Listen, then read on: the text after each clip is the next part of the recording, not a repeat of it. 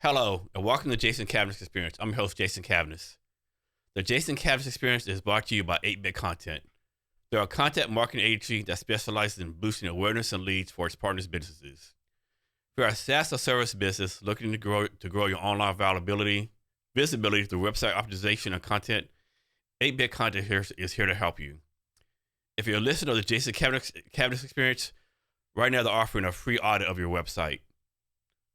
Go to 8bitcontent.com or email will@8bitcontent.com.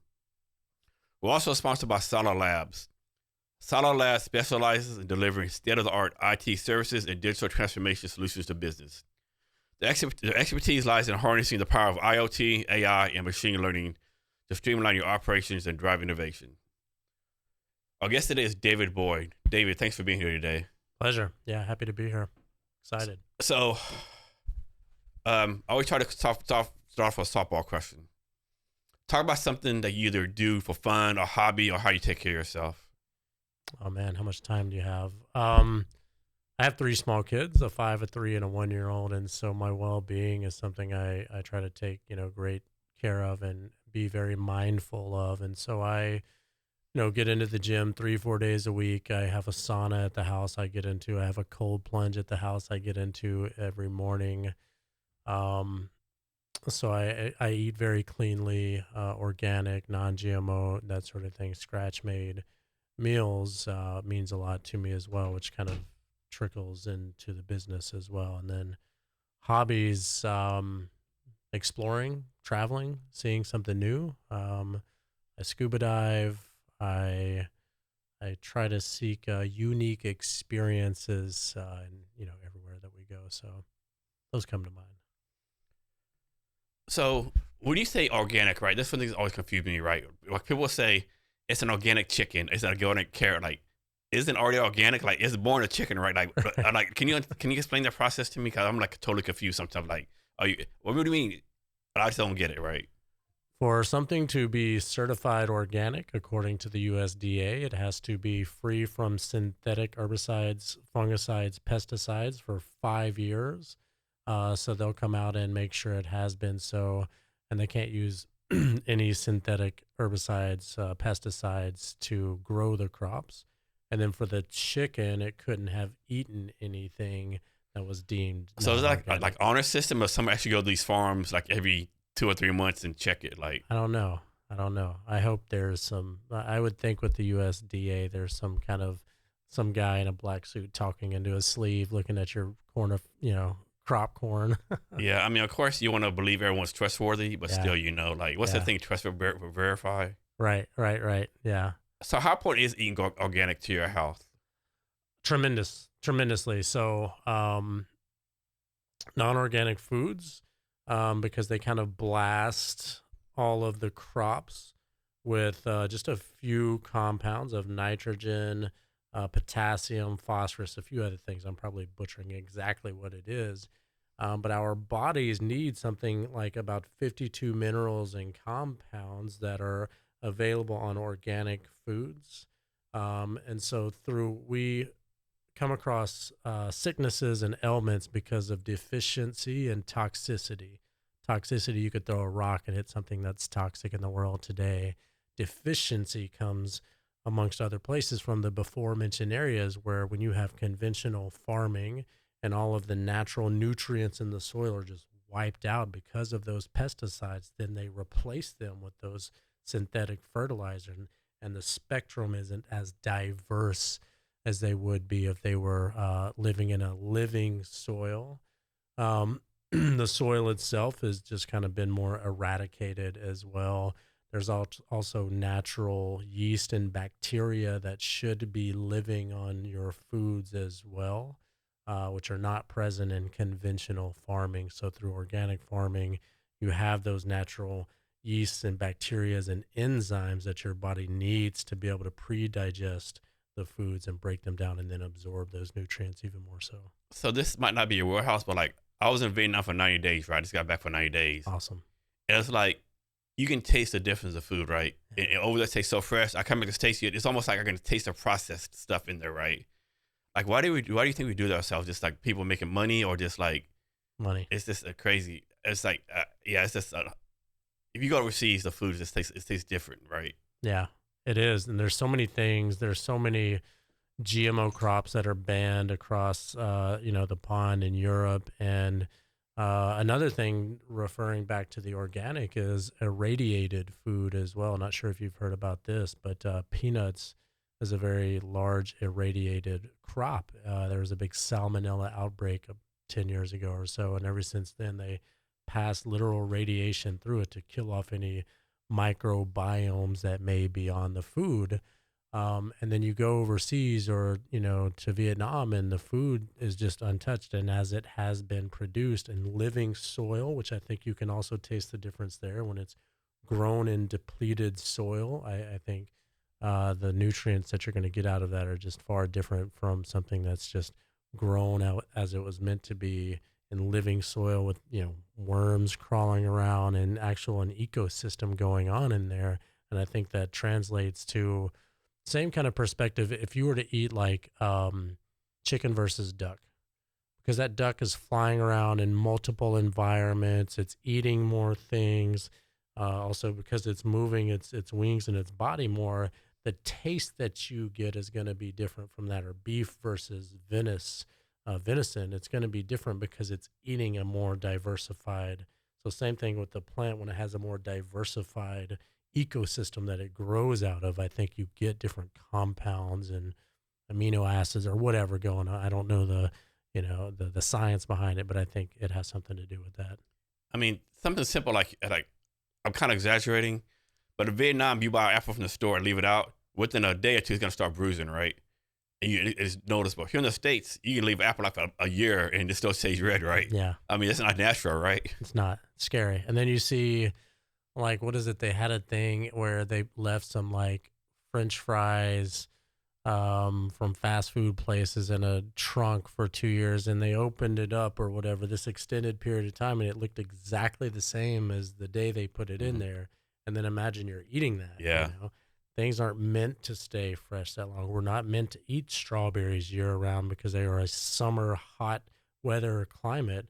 And so then to get those apples or strawberries here, say in the Pacific Northwest, where it's not hot in the wintertime, they have to pick them early so the natural sugars haven't developed as much yet, and then ship them across the world and preserve them so they don't die while they're on a boat in the South Indian Ocean or whatever. And you taste it. Is most of your menu or all your menu items like organic?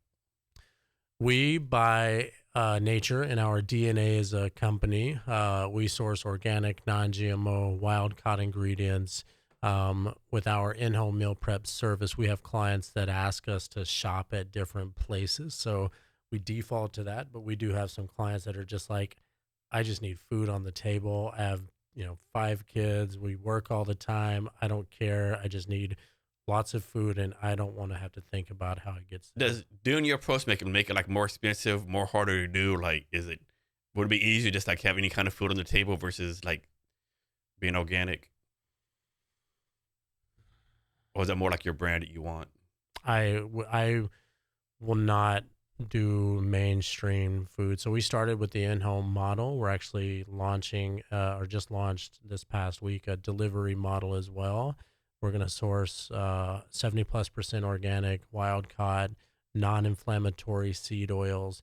And I always said, and we will not use plastic containers and just inundate the environment with plastic that we've contributed to being here anyways. I always said I will never do it if it means contributing a bunch of plastic waste into the environment or garbage ingredients that are, not healthy for people. I won't do it.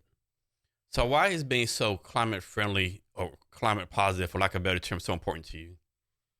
I think it matters. I think the next generation, like I mentioned, we have 3 small kids, and I think with or without kids, the next generation is going to look back on us and say, you had all of this evidence. You either chose to do something or you just sat by and didn't change a thing. So either thank you for making a change, or what's up with that? Why didn't you do anything different? And I want to be on the more positive end of that. I think it matters.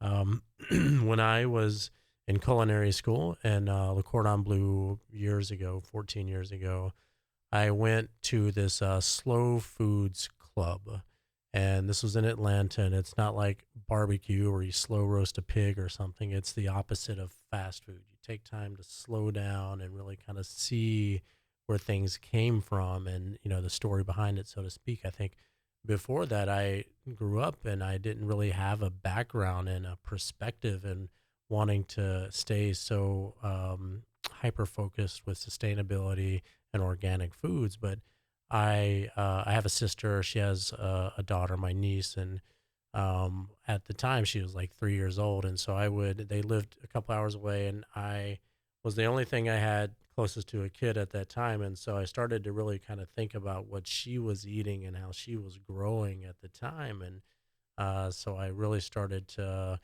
really care more about it at that point and really start to learn about like what are some of the things that they do with GMO. And that's really it kind of sprang from there. And it's just grown as I kind of learned more about it. It becomes more of a passion of mine. As What do you see the future of climate change being, right? Because I think maybe make this up. So like some people are like, humans are evil, humans destroying the earth, what are we doing? And other people are like, okay, climate change is real, but like it's just a cycle of nature, right? There's nothing that man can do, right?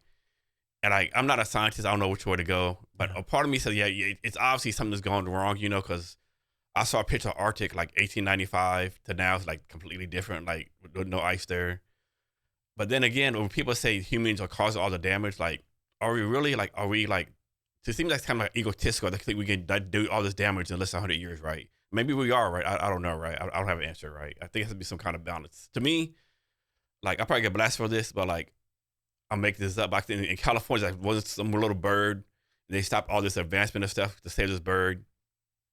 I don't know about that, right? Now, yeah, someone said, hey, we got to stop all this advancement to save the bees. Yeah, the bees are very important, right? I get that. But some bird, I don't know. I think both sides need to do a better job of like branding themselves. yeah. I know it's like a kind of a red tent, but yeah.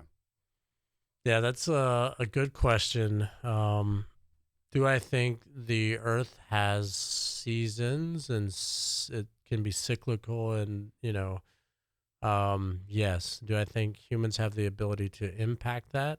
Yes. Do they have the ability to impact it on a very large scale? I don't know.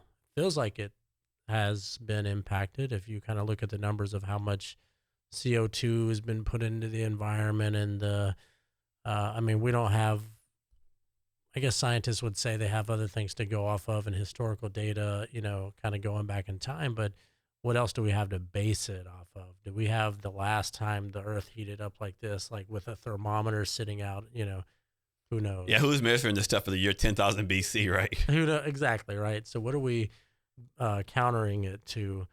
Um, but I do think my perspective on it for me is I'm going to do the best I can and not get all stressed out about the rest. I'm going to do Yeah. the best within my abilities. I think humans do have the ability, and I don't think all humans are evil and doom and gloom by any means. There's some, people are amazing. Humanity is a beautiful thing to be on this earth. This God given earth is amazing. And I'm grateful for it and to be a part of it. I think as a society, we can have some things that are a bit curious that make why would we do that? And I think people want to make a change. I think more and more with especially younger generations want to make a change. I have a friend that has three teenage kids, and there's something now called climate anxiety, if you've ever heard of it, where they are full of anxiety about what the world is going to look like for them in the Mhm. future.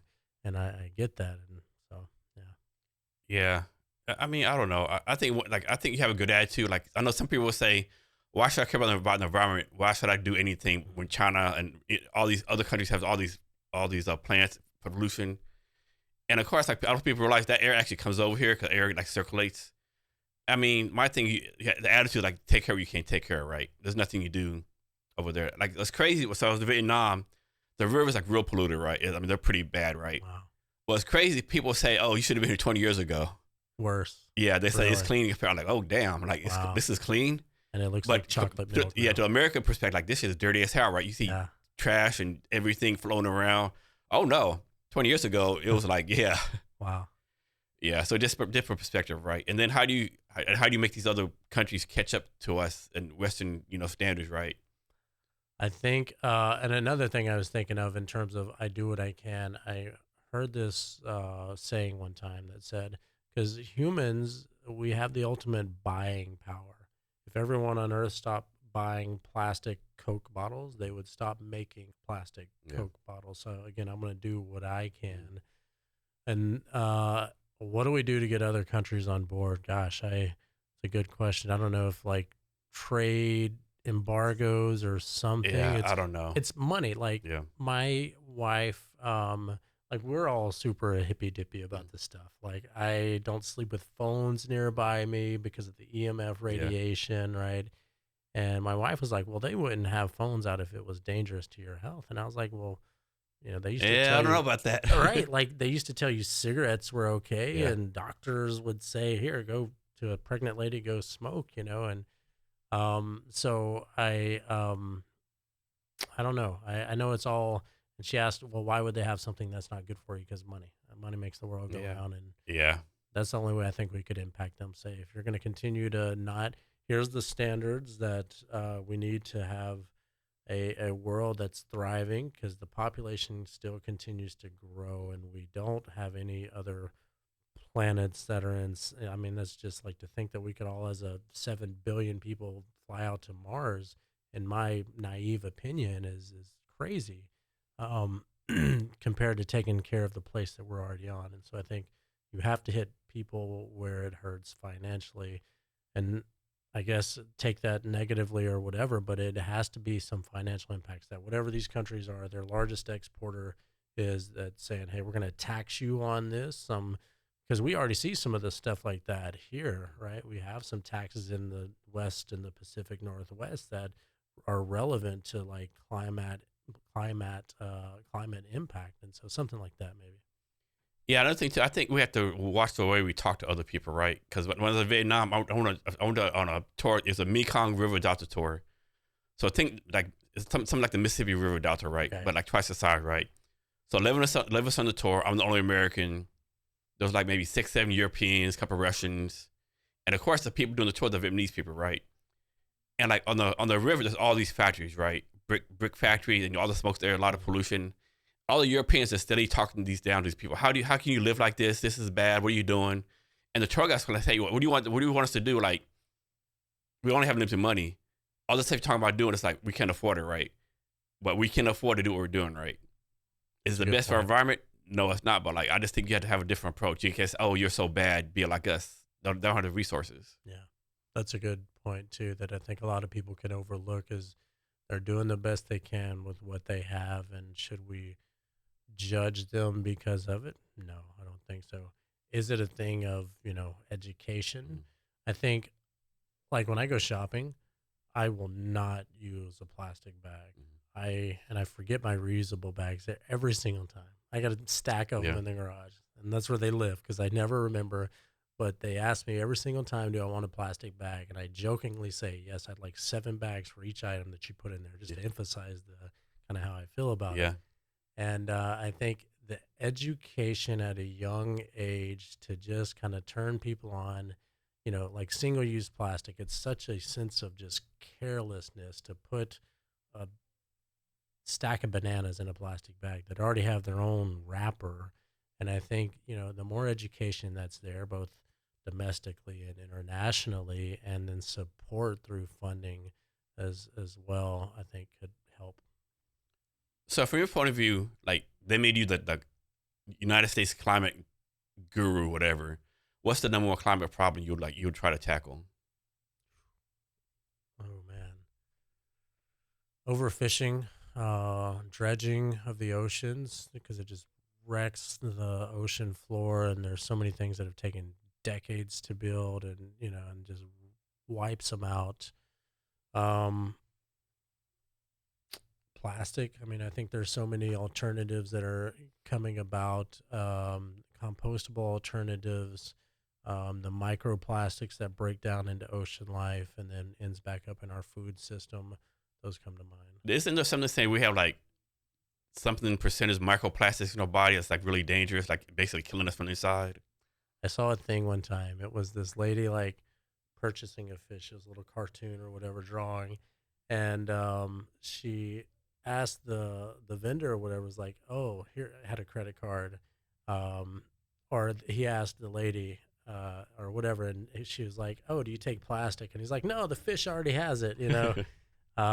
Yeah, but they do say like even so much percentage in our minds that are it's made from petroleum, and so who knows, man. So like for me, like I don't consider myself like environmentalist or climate first, like but I want clean air, clean water. I want the food to be able to eat right. Do I want like um business to stop because one little small bird maybe not right? So people, I think a lot of people like me, so people on me, would you say, hey, you need to do more, or you were like, okay, that's a win right there. At least he's not anti-climate, right? Where do you fall on that? I think small changes, small ripples make an impact a long way away. I mean, like I mentioned, we travel a lot and we have three small kids. It's absolutely impossible for us to try to eat well whenever we're out and about. And so we do what we can. And then when we're out and, we try to make small changes, because I think when you make a small change and you take it out over time, you can have a chasm of difference between where you were and where you want to be. So making the intentionality decisions, caring enough, I think like mentioning before, like I go shopping and I'm like, I will not do a single use and never say never, but I one out of 100 times maybe, but I will not use a single use plastic. But it's not like I have to go out of my way and rewrite my history or my future in this big, kind of elaborate way. I just do these small things. Like if I buy olive oil, I'm going to buy a glass bottle. Even though it costs more money, I think money comes down into the root of it as well, because people are always the cheaper things is always what people go for. I think I heard something once that said when every fish is eaten out of the ocean and every tree is chopped down, mankind is going to realize that we can't eat money. And so I would rather spend some extra money to get something that's, not as negatively impactful, have less money and struggle a little bit, but have a more positive impact on the environment. So your company's donated like around 7,000 trees. So how does that work? Like, do you like you donate a tree? Do you get to pick what kind of tree? Do you get to pick like where it goes to? How does that work? It's through one tree planted, and you can definitely, we have chosen what regions of the world that we've donated. We've focused a lot on India, on Brazil with the Amazon rainforest, on Ethiopia. My wife is Ethiopian, so we focused a lot of energies there. We focused a lot of energies in the Pacific Northwest to provide trees for spawning habitat for the king salmon to have places to lay their eggs to help their numbers regrow as well. So it's just a monthly subscription we donate to, and then we can pick wherever it goes. So you mentioned earlier you went to this college, Culinary Arts College. Is that the one that have like branches all over the United States or all over the world? Mhm. Like, Yeah. it's like a major is that like the Harvard of cooking school, so to speak? It's one of the top ones from what Okay. I know. Yeah. Yeah, it's definitely the one that I was most familiar with. In 2010, I decided to go. I had lost my mom in a car accident. She was always my biggest cheerleader and supporter. And so when I did that, I wanted to do something to honor her. And so I was outside of Atlanta. There was a art institute there, which I think they also have branches around the U.S. And I had started to enroll in that, and then I heard that there was a Le Cordon Bleu there that was about to change the curriculum to just a certificate. And because it was familiar to me, I switched immediately and enrolled. Is it like a hard process that you have to apply? Like only a certain percentage of people get in, or everyone gets in? I wish I could say, Is it yeah. okay? I wish I could say like you had to chop, Yeah, these vegetables. Like, yeah, you're yeah. cut, you're You chopped, you or can't whatever. even cook. You can't even boil an egg. You can get in You here. can't boil water. Get out of here. Uh, yeah, I mean, it was I did it all myself. I didn't Okay. really have kind of much support at the time, which is fine. I kind of figured it all out and enrolled myself and went through all. I mean, they had admissions Yeah. reps that helped you, right? Because that is definitely not my happy place of detail-oriented paperwork by any means. But it was an intense program. Like it was culinary and then academic. Like we would do culinary anthropology and study the history of How long food is the and school? 2-year Okay. associate's degree, and Okay. I was working 2 jobs on top of Man. that, and it was intense. Um. So does this like set you apart from other chefs? Like, do people look at, oh, he's a good chef. He's been like qualified or certified by this no school versus you just started cooking. Have you gained any benefits from it, you think? Yes, I think so. Before I went to culinary school, the area that I grew up in, because I had worked restaurants most of my life, but it was all like corporate chain restaurants where you open a bag of mashed potatoes and you don't really have technique that Mhm. goes into how to make things. I could cook a steak really well on a grill, but the classic French techniques, which drive all cuisine, whether it's French, Italian, Asian, whatever, it's the techniques behind it. I learned there. It definitely opened up some doors because of the piece of paper that it had. And then I learned a lot while in the field and working in restaurants and stuff. I, as I mentioned, I had a lot of reasons, emotional reasons for going to honor my mom. So I nerded out on the techniques for so long. I would like go to sleep and dream about how to pan saute shrimp and make this blah blah blah sauce, and just almost like obsessed about it. So either what happened or when did you learn that, okay, you know what, I'm kind of good at this. I'm really good at this. I need to figure out how to way to make some money doing this. When did that happen? Talk about that process. Yeah, good question. I always knew I had a knack for it. It was something that I could always do. I had grown up in the kitchen with mom, and that was just a way to connect and stir this, watch this. Super pedestrian hamburger helper, like, nothing really special. But and I did it as a summer job in high school and all these things. And I was like, yeah, it's easy. I can do it. And then as I continued to kind of learn my craft and just really kind of lean into it more, I knew I had the ability to like make flavor and texture combinations that were unique and worked and balanced of heat, acidity, spice, umami. And so I still worked in restaurants even after that for years. And then I kind of got to a place, I moved to Washington State to work at a resort up near the North Cascades Pass, and then I moved down to Seattle, working in some restaurants here. My wife and I were engaged, and I knew that just kind of the restaurant lifestyle of nights and weekends, long late hours, typically a toxic environment, toxic ingredients, and a ton of waste. I just didn't fill my cup any longer, and so I wanted to still, and it paid pennies on the dollar. So I knew I had to do something different. I had to use the skills that I had essentially, I was like an electrician and a plumber for a couple of summers outside of cooking. That's all I'd done. That's all I knew how to do, really. So I had to take that and give it, play the hand I was dealt kind of thing, right? And give it my best shot to create this life, this ability to have a life with my wife and I and our, kids whenever we had them. um, so I knew cooking, but I knew nothing about starting or running a business, and I had to learn all of that.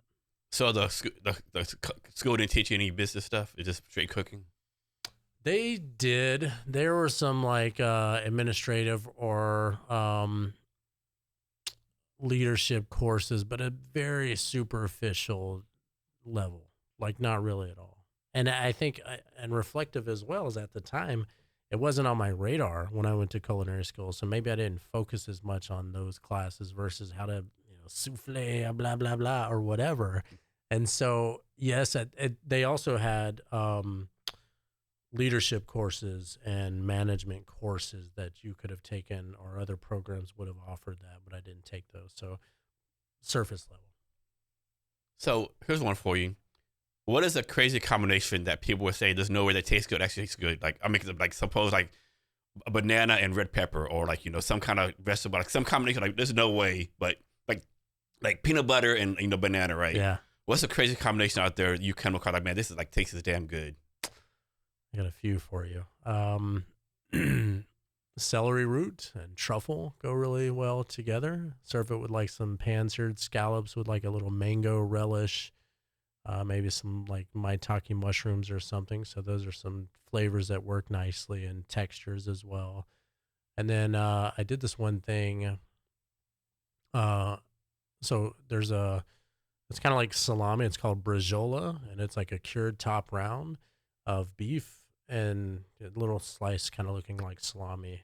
And so, if you take that and some like goat cheese crumbles and like wild strawberries and like aged balsamic, just the flavors of those alone are like it's like the movie Ratatouille where he eats a thing and Yeah. there's like a whole carnival going on inside. Those come to mind. So let's suppose someone does have a lot of money, right, and they're cooking for themselves, either for themselves as a bachelor, to have a family, right?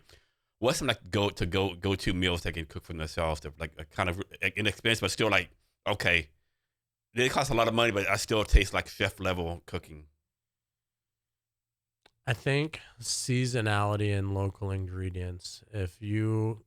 If someone can get out to the market and be adventurous with the ingredients they want to try, I think I love seafood because it's so diverse. So just some roasted salmon with asparagus and fingerlings, a little like lemon, parsley, herb sauce on the top would come to mind. Or actually, and like a bolognese sauce is always a good hearty ground meat, beef, veal, pork, mirepoix vegetables, onion, carrot, celery. Cook all those down.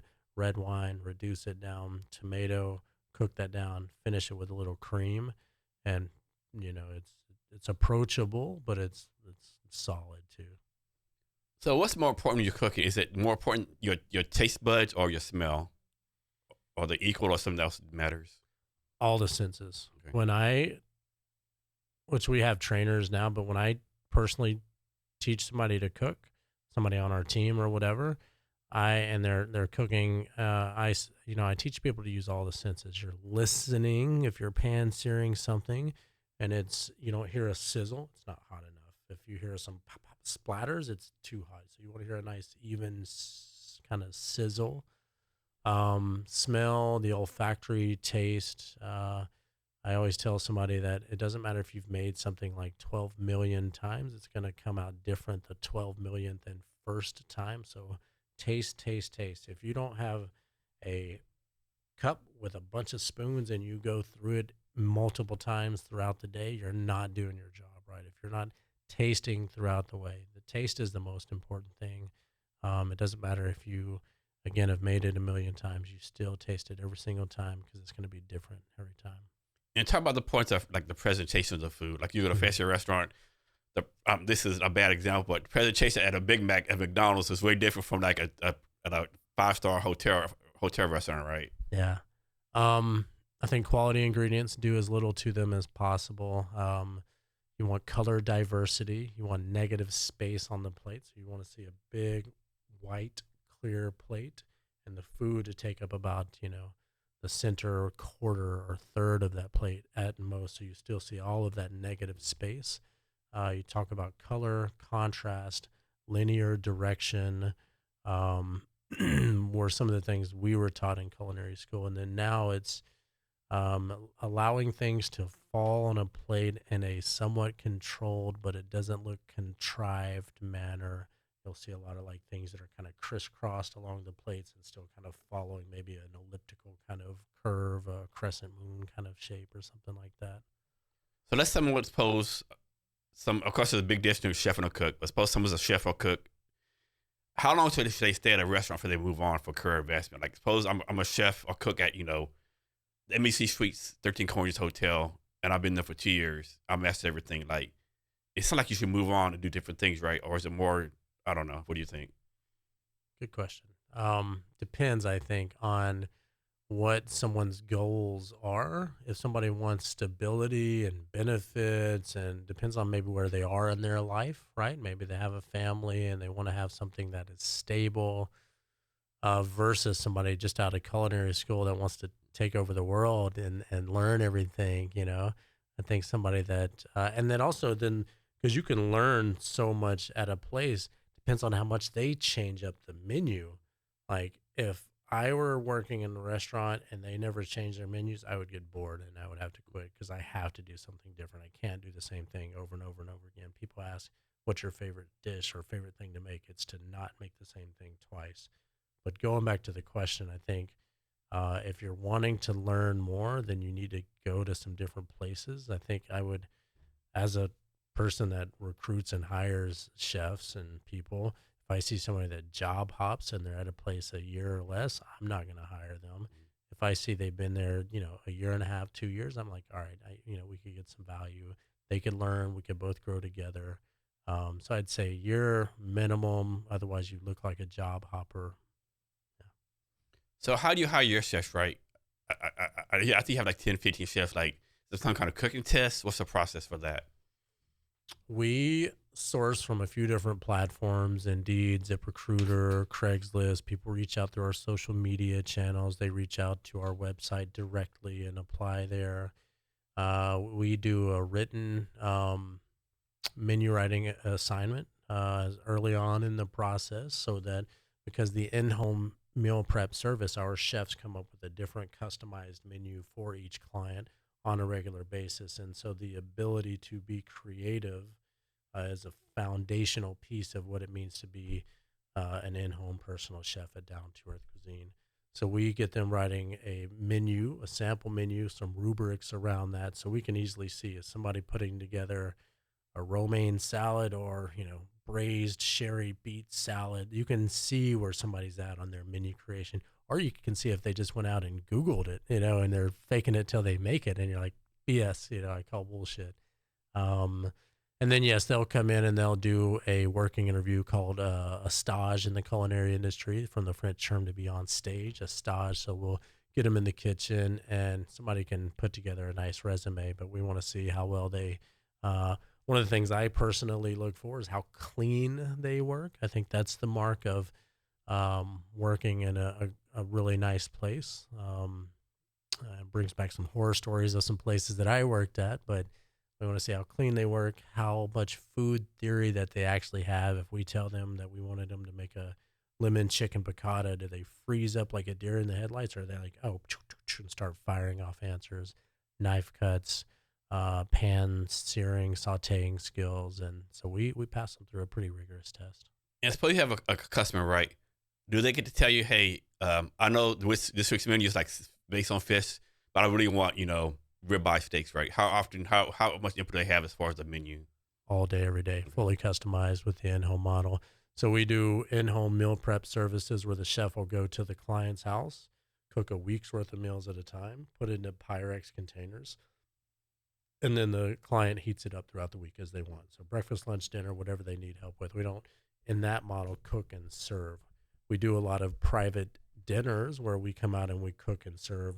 And in both of those scenarios, it's 100% customizable based on dietary. And so all the cooking is done in the person's home? Mm-hmm. So no delivery. Okay. We have a delivery model.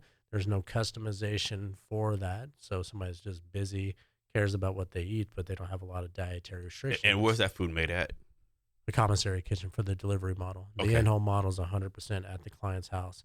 The delivery model is out of a commissary kitchen. Okay. And that's here in Seattle somewhere? Yeah. Or Yeah. Okay. Yeah. So how do you, so this sound messed up, right? I think a lot of people might have the impression or stereotype like your service is only for rich people. Can you explain, like, because I'm assuming that's not for rich people. Can you explain like how it's actually affordable for the day-to-day people? That's not for rich people. I think it's for somebody that cares about the food that they eat. They're tired of the decision fatigue, running around in the hamster wheel of trying to figure out what's for dinner on a regular basis. They've had the same Thai curry takeout the last 5 weeks in a row. It's repetitive, and they're tired of trying to figure it out. They care about what they eat, and they don't have enough time to sit down and cook for themselves, so to speak, on a regular basis. And we have clients that are,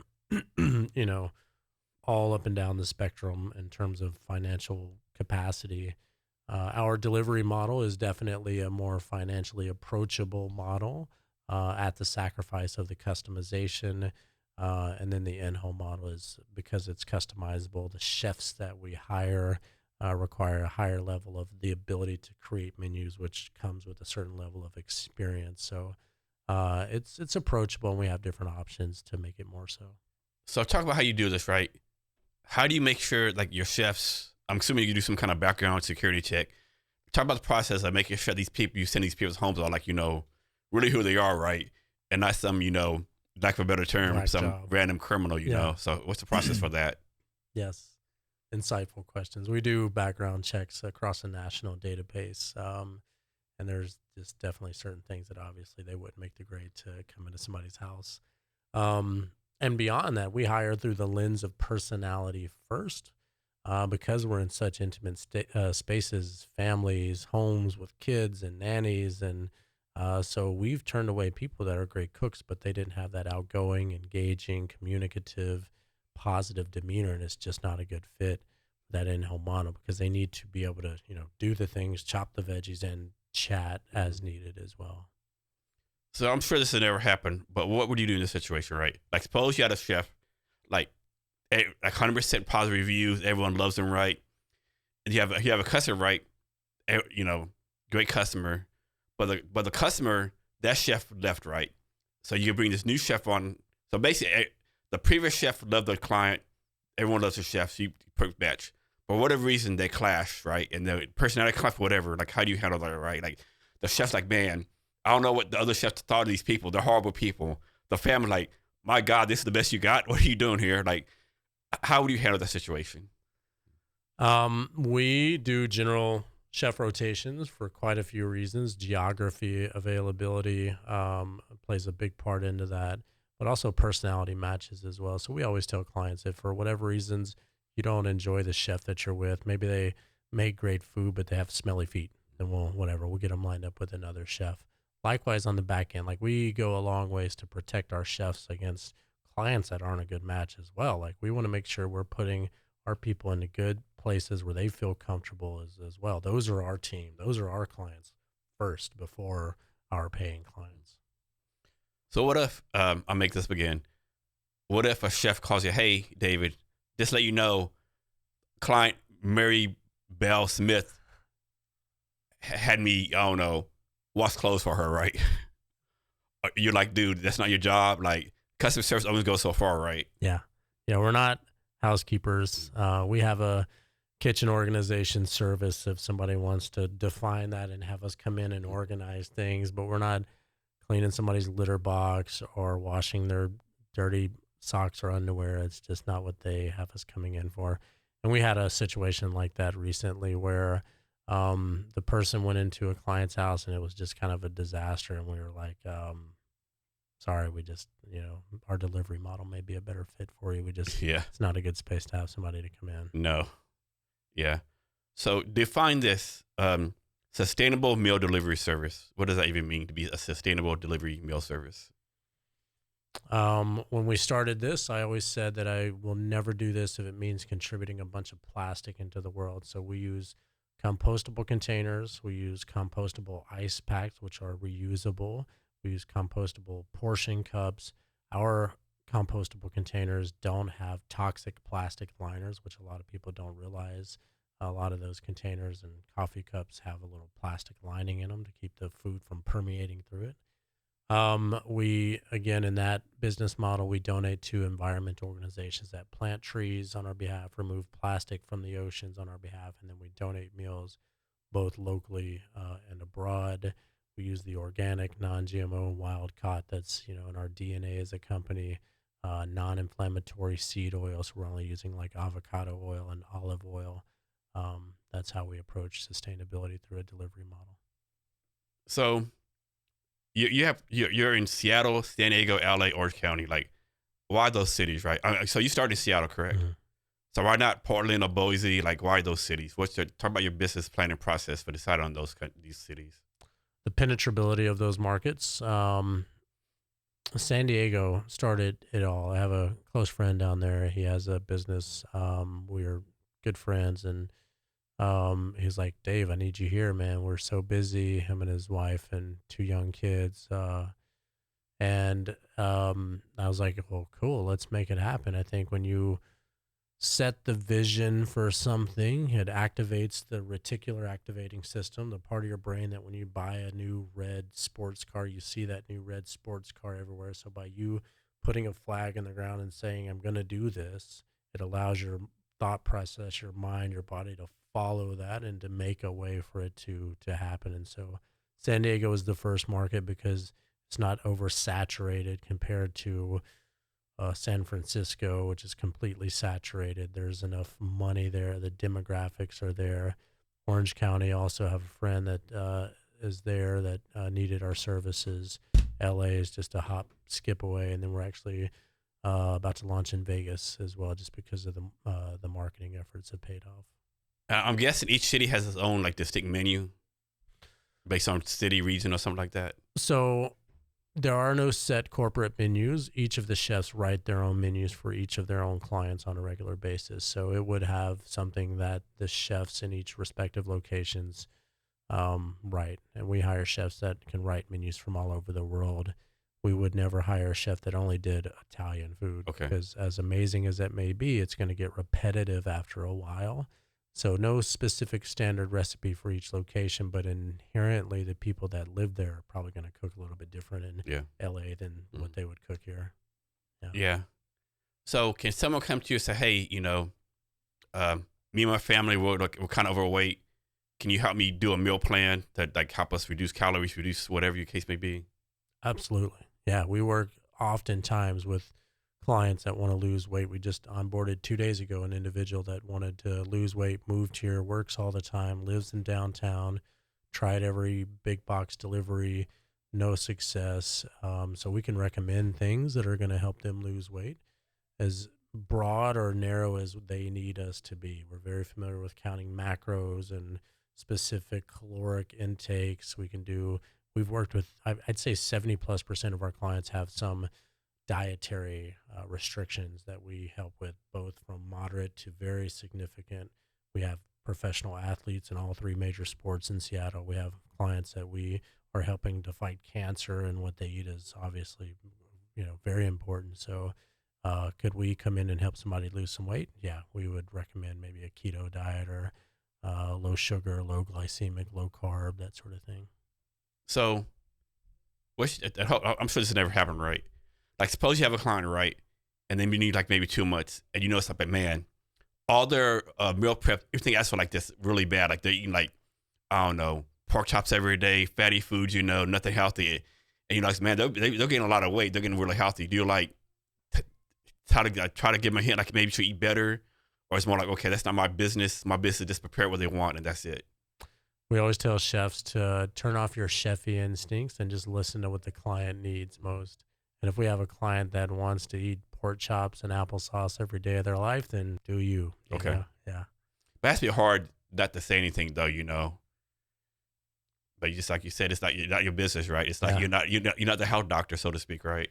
And I think the one thing that, even if people love like comfort food, I guess we could call it, right? And they're working with us, the people that work with us have historically reflected that they enjoy is having access to well-made vegetables, which you don't get access to in No. sort of Uber Eats. Yeah, you would think if they're using you, there's some kind of health conscious decision, health conscious money decision, time saving decision. Yeah.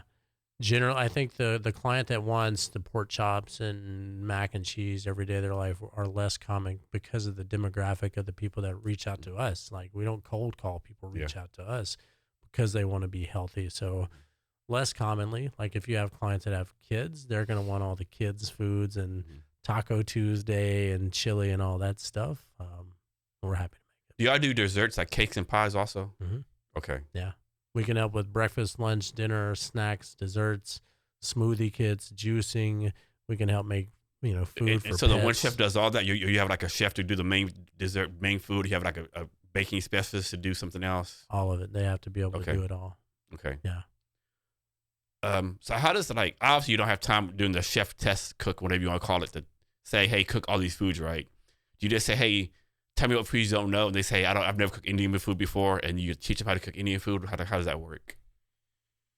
We, back when I was recruiting and in the kitchen, which I don't, do now, I maybe do about 5 things a year personally now. But when I was in there and I would be recruiting and somebody would come in for a working interview, I could tell in the first 5 seconds when they walk in the door if they have what it takes, technically speaking. How do they carry themselves? Do they have clean stuff? Did they show up on time? I could tell by looking at the knives that they have. Do they have just garbage Walmart knives or something like that, or they have some nice Japanese blades that you can tell they hand sharpen on a regular basis. That's going to tell me how invested they are into their craft of culinary. And then we'll ask them as well. And if they are lacking in a few areas, then we'll advise them to this is actually a great playground and a great testing ground because they get to try out new techniques and stuff for clients. And once they especially establish that kind of relationship with the clients are like, we're your guinea pigs. If you want to try out this new Vietnamese thing or this thing Indian dish that you haven't tried before, let us know and we'll be happy to be your guinea pigs. It's because you have to make these foods that are specific to the client's requests. Maybe they can't do dairy, gluten, garlic, onions, broccoli, or whatever, but they still want a diverse menu. And you have to, by nature, we don't dictate the types of menus, but we say it has to be something from all over the world. We don't repeat items, and it has to be a rotating menu. So necessity being the mother of all invention kind of goes to work in that case, and then they start to come up with things that's outside of their comfort zone because they have to, and they learn tremendously. I think when I first started, when it was just me in the business, I felt like I grew more culinarily speaking in the first 2 years that I had of being in that business than I had in the previous 10 years combined because of that reason. So I'm guessing you're more involved running the business versus actually cooking every day. But how do you make sure that you keep your craft up, Like you try to cook once a week for your family. Like how do you make sure your cooking craft skills are still superior to other people? I cook at home. My family is my guinea pigs, and I always tell my kids you don't get the luxury of being picky. You have to try it, and I don't have time to cook a lot. When I get to, I enjoy it whenever kind of the noise settles down a little bit. I think as much as I do love to cook, and it's always a passion and will be a passion of mine, and I still get to try out new ideas that I have, my passion, I think, has shifted a lot from being in the kitchen to how can I, help to grow this, to show that it can be done sustainably. And ultimately, the long-term goal is to have this running more on its own, hire a full CEO so I'm silent, and then I can homeschool my kids. That's my ultimate dream. So let's suppose like there's some kind of cooking contest, right? And you're in it, right? First prize wins like $1 million, right? What's the dish you're making to compete that you think, okay, this is my dish. This one dish is going to win me this big prize? I don't know if I have an answer for that because I'm going to go to the market and see what they have today.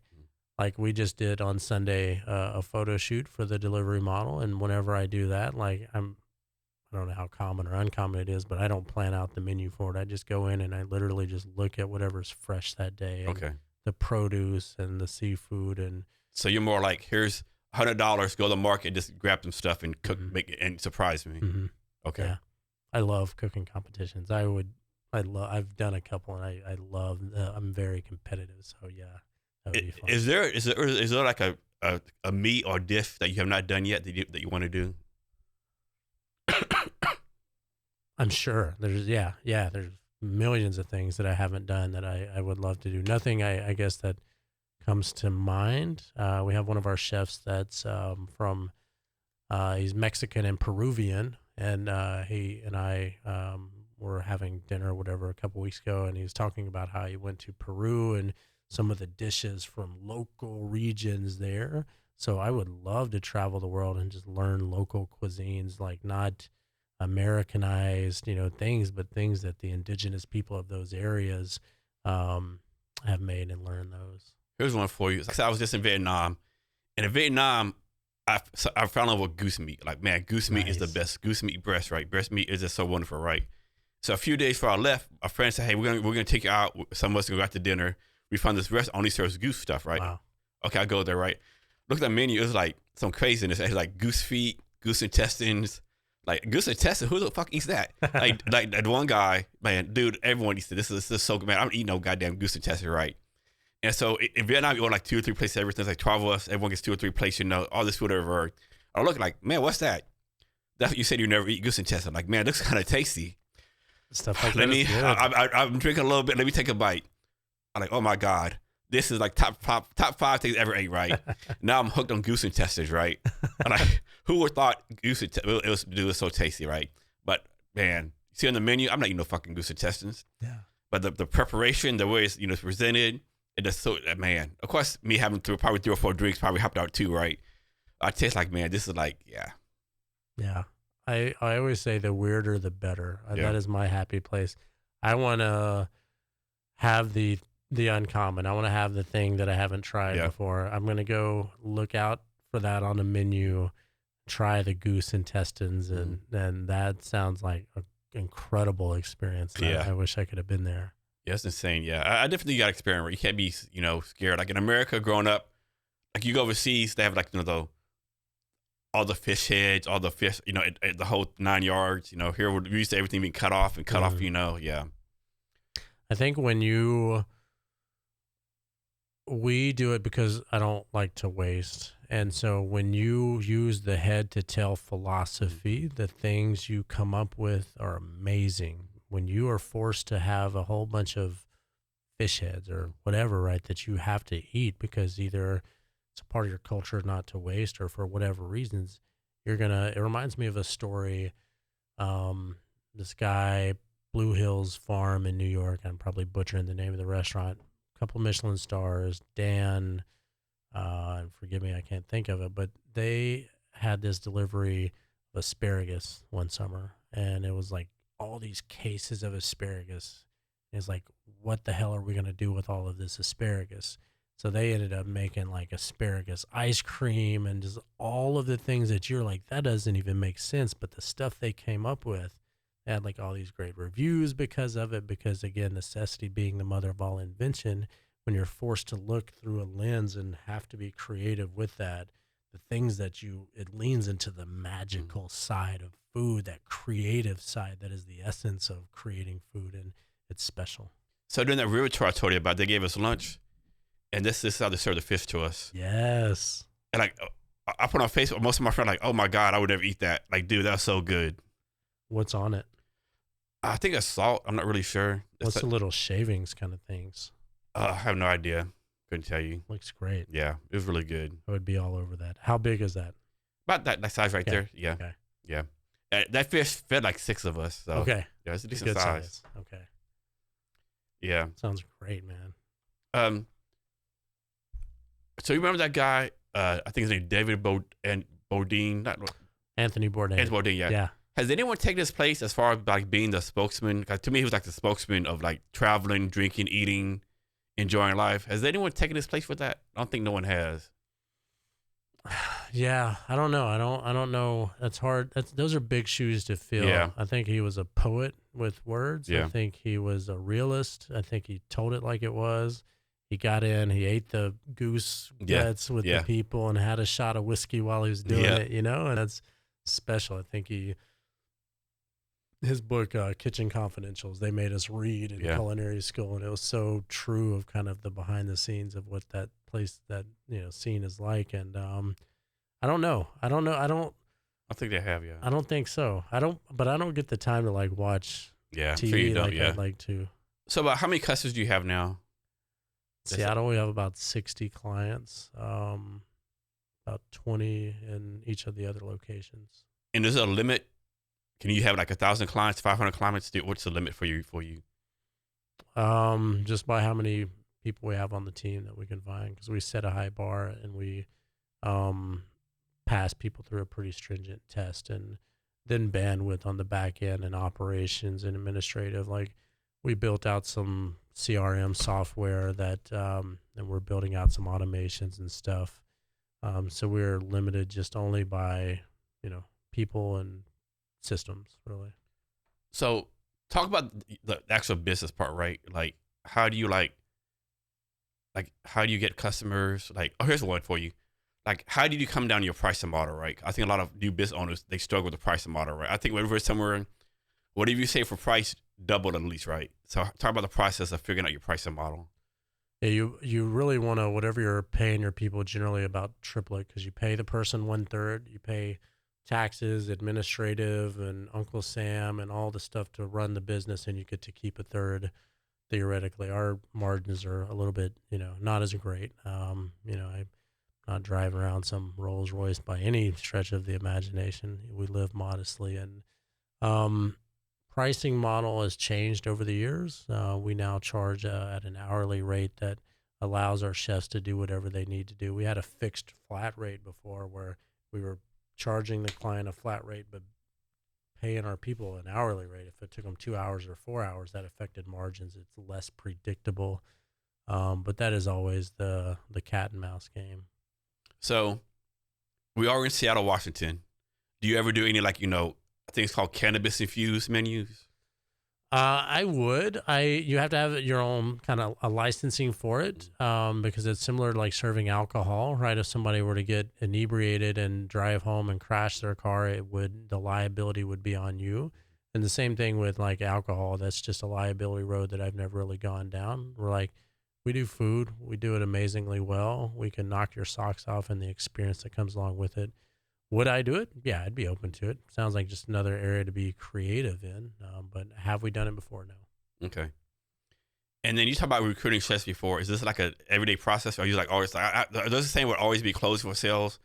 I think I have to always be recruiting, right? ABR. Are you always recruiting, or how does that work? 100%. Yeah. Always hiring. And the second I sent out the APP to like slow the recruiting down, like a day later, we're like, why did we even say that? We need like right now, we need about 3 chefs in the Seattle. And when did you start the company?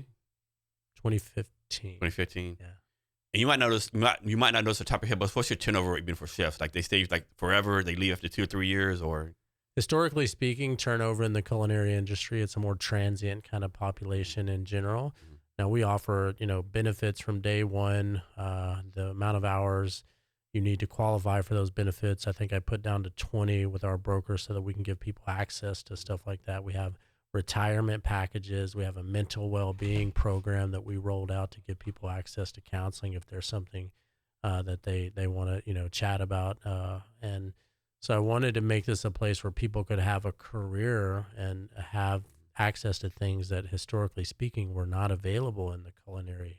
In a restaurant job, you don't have access to any of that really. Benefits after 90 days, and it's kind of really hard to get. So we feel like we pay people a pretty, livable wage as well, and we do a bunch of other stuff. But historically speaking, again, more of a transient population. So do we have people stay there on average for 5 years before they go to the next place, like an office job would? Not as much. Yeah. So how would this work? Like, suppose you have a really good chef, like one of your top chefs working for you. He comes here, hey, Dave, right? You know what? I love working for you, but man, I want to be an entrepreneur like you, right? I want to stay 3 more months, learn as much as I can from you, and I want to start my own company, right? How would that work? You're like, dude, I'm not gonna have my competition out. Get the fuck out of here. Or you're like, no, dude. Okay, let me show you everything I can do. Let me help you out. How would that approach be? I would love to help them, and I'm actually, if I didn't have enough going on, I'm gonna have a coaching service for chefs that are looking to start and grow their personal chef company, because we've kind of figured out the marketing side of things, the systems, the structure around it. So if I had one of my people that came to me, and in fact, my very first employee, Antoinette, she reached out, wanted to learn the craft, wanted to open her own business, moved here from South Carolina actually, and was like, hey, I thought your website and all this kind of stood out. I'd love to come work for you for a couple of years and then start my own thing. And we still talk today, and I'd do anything I could to help her. So I'd be more than happy to, because I think working together, like, we're not married. We're not going to be together, and hold hands until we're old and gray, sitting on a swing together, looking at the lake or anything. So let's make it an amazing time while we have time together. Let's make it of mutual benefit so we can grow together. And I'm more than happy to help somebody along the way. Yeah.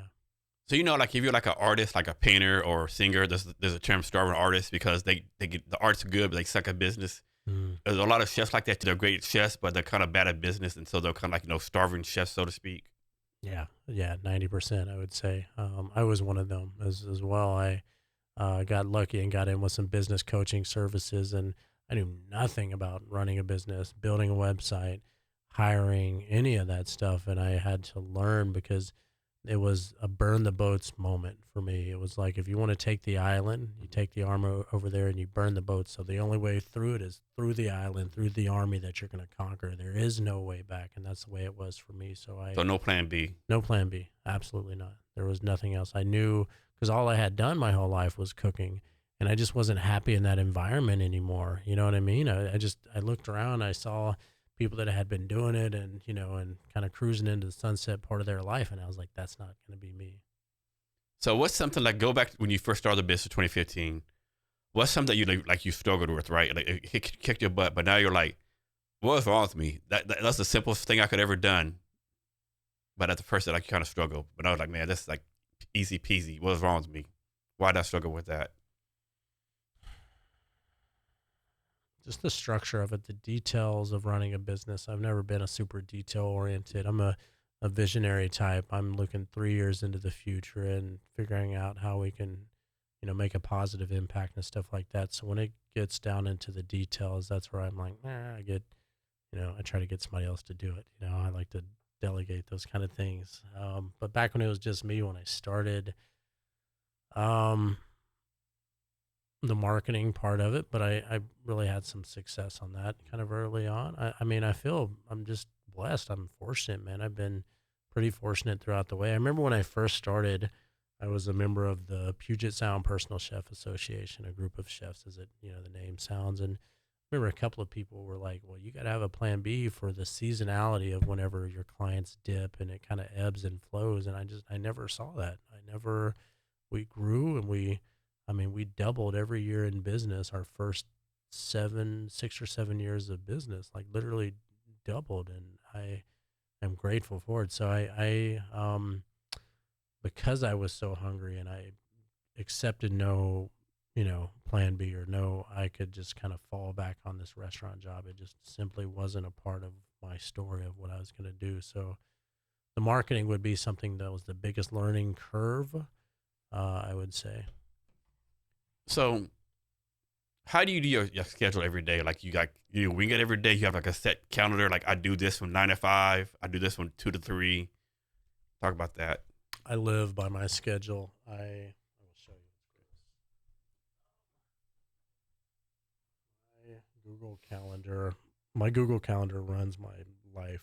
I don't know if I run it or if it runs me, but I mean it's like literally back to back to back Okay. every single day. Yeah, I'm the same way. Like my wife Yeah. asked me, Yeah. what are you doing like next Thursday?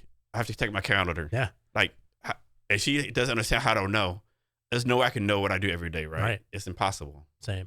Yeah. I always tell my wife, I'm like, if you need me to do something, I stop everything and Yeah. do whatever I can for you, but I just need you to put it on my calendar because Yeah. I can't do last minute things. My schedule's booked a couple weeks out in advance, and I wake up, I take my daughter to school, my oldest daughter to school. I get back, I cold plunge, I start my day at 9 a.m. I have we invest in real estate as well. So I have a real estate coaching call at 9 a.m. on Mondays. Then I roll into my operations meetings at 10 a.m. Have some client calls between 11 and 2. I take my son to school at 12:15 to 12:45, and it's very regimented like that. And if something like a meeting goes late, it like dominoes. And Yeah. it's, So you have a sauna and cold plunge both at your house? Mhm. Talk about the health benefits of that, of doing those things. Phenomenal. Saunas, the heat shock protein, basically kind of tricks your body into thinking it's dying, so it rejuvenates the cells on a molecular level. Helps you to purge toxins as well. There's studies that show, and these are like Harvard studies or some Stanford or some Ivy League school that shows that 20 minutes a day, 180 degrees, 4 times a week, shown to reduce overall sudden cardiovascular death in men by 50%. It's huge numbers. Overall sudden death by like 40%, reduces blood pressure by like 20%. That's the sauna. The cold plunge, because when your body gets cold, it draws all the blood into the core, right? And then as it releases, so it lymphosizes you, so it drains your lymphatic system. It elasticizes your cardiovascular system, which sounds like it's good. Um, and It triggers your liver to produce glutathione, which is the most powerful antioxidant that your body makes, one of the most powerful antioxidants that we know of. But there's also, with the cold plunge and the sauna, there's something about making your body do what you want it to do. It's cold. You're like, I don't want to wake up and get in that, ice cold thing, but it's when you can tell yourself to do something and say, you're going to do this, and then the other things in life are a little bit easier as well. I've never done a cold plunge, but I've heard that it's kind of painful. I think it can be the pins and needles. Okay, Kind of thing. yeah. Yeah. And how often do you do the cold plunge? 5-6 days a week. And how long do you stay in? Usually a minute. A minute. Yeah. Okay. I'm like, there's nothing in my day, even with my crazy schedule, that I can't carve out 60 seconds for myself. You know what I mean? So it's a way of accountability that I'm like, okay, even if I got to get up and I got to do things, I can throw on some swim shorts. It's out in the garage, just a little inflatable one with a little chiller. Go in there and get dressed and go. And do you do both the same day, or you rotate days? Like one day Same is day. cold plunge, same day? Okay. Yeah. I'll do the cold plunge in the morning and the sauna at night because it kind of Okay. helps me to relax, go to sleep. And do you also take cold showers? Mhm. Okay. Mhm. I do those sometimes. Other times I'm like, what am I doing? Yeah. People 100 years before now would kill to have a hot shower. Right. Why am I doing this to myself? Yeah, exactly right. Yeah. Do you ever do any water fasting? Yeah, I've done fasting before. I'm about to next week start a melon fasting, as kind of shared by a good close friend of mine, Elliot.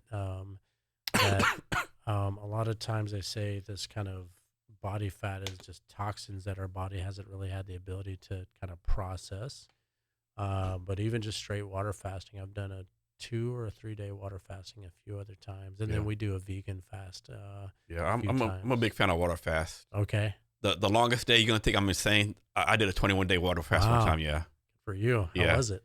It was great. Wow. Think I tell people after the second, third day, it's a piece of cake after that, right? Because your mind playing tricks on you, right? But by day 5, 6, man, like I was so focused. Only reason I stopped is my wife told me, Jason, you need to stop. People are asking me, do you have cancer? Like the people are asking me, are you what's wrong with you? Like, cause I went like 195 down to 167, right? Lost all this weight. Wow. And my wife made me stop. I could have gone at least another 9 days easily, right? That's incredible. But of course, I call it a water fast. I still drink coffee. I still drink bourbon, right? So it's more like a water, coffee, bourbon, Liquid. Yeah, it's still liquid, yeah. The essentials. Yeah. And plus, I do it just to see if I still have the discipline to do it, Yeah. Like Wow. you said, make yourself do uncomfortable things, yeah. That's incredible. When was it?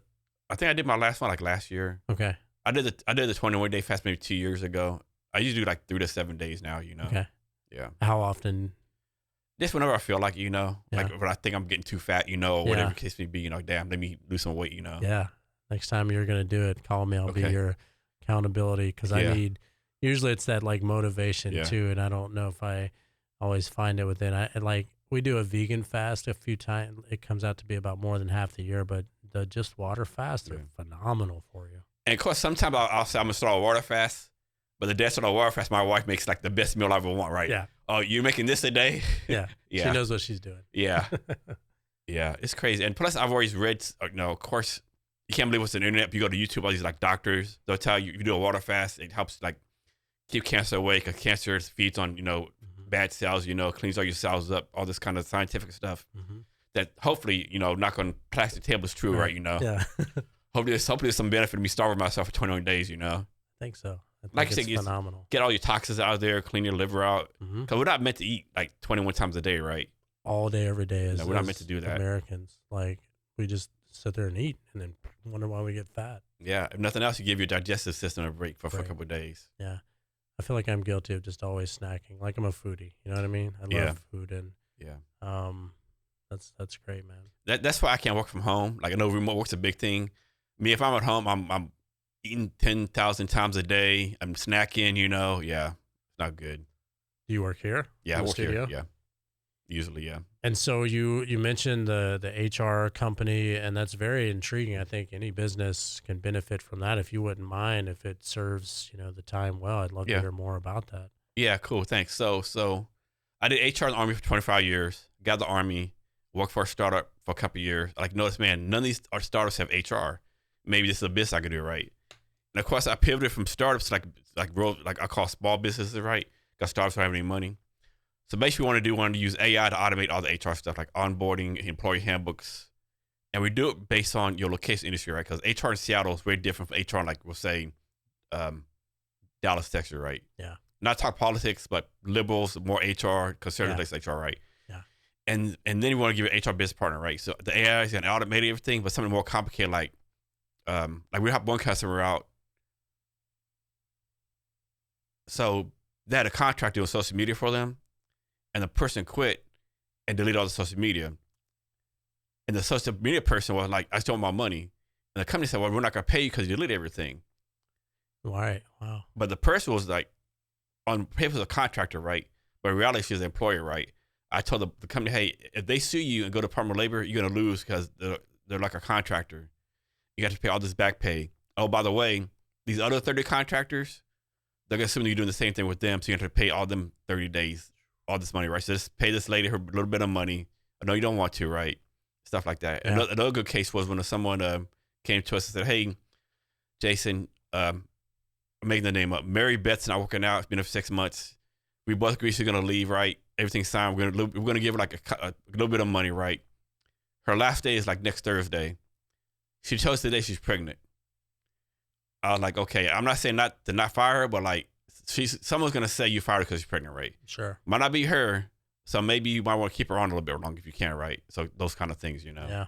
That's huge. Yeah, it's all perception reality, right? I mean, yeah, it is. And it's, those are big, man. Like HR is the backbone of any company. And yeah. And the thing with HR is not rocket science, right? I tell people, if you want to do HR good, be a boss or whatever to your people you want your boss to be to you, right? Right. But who does that? No one. Treat them like you would your own family. Yeah. Kind of thing. Yeah. What's the name of the company? Cavness HR. Cavness HR. Yeah. And you guys, you provide mostly, is it consulting based HR kind of thing? Actually I hate the word consultant, right? Yeah. Because in my experience, consultants like overcharge the price and deliver on value. Mm. Like for example, suppose I was a typical HR consultant. You hire me, right? Here in Seattle, you're probably gonna pay me $300 an hour. So I go to your place, I look around, I say, hey, you need blah, blah, blah, ABC. You're like, Jason, I kind of knew that. That's why I hired you. When are you going to start producing? Oh, I don't produce shit. I consult. Consult. So you're going to pay me $300 an hour to tell you what you already know? To me, it's like batshit craziness, right? Yeah. But a lot of people do it, right? Okay. Yeah. So then you charge like a flat rate, a yearly subscription? Yeah, flat rate. So nice. We have a freemium model for companies for 1 to 10 people. Mm-hmm. But that's only employee handbooks, HR policies. And then for like 11 to 19, it's $99 a month, and that's like all the employees too, right? Of course, we're still experimenting, right? Yeah. Right now, it's just employee handbooks, like basic compliance, onboarding, HR advice. But you want to do like payroll, all that stuff that's like way down the road, yeah. And you'll take care of payroll for them as a part of that, like QuickBooks Online. Yeah, no. So there's a company called Every Payroll I partner with. We do like a white label with them. Okay. Do like Cavness HR Payroll, powered by Every. Cool. Okay. Yeah. Of course, recruiting later on.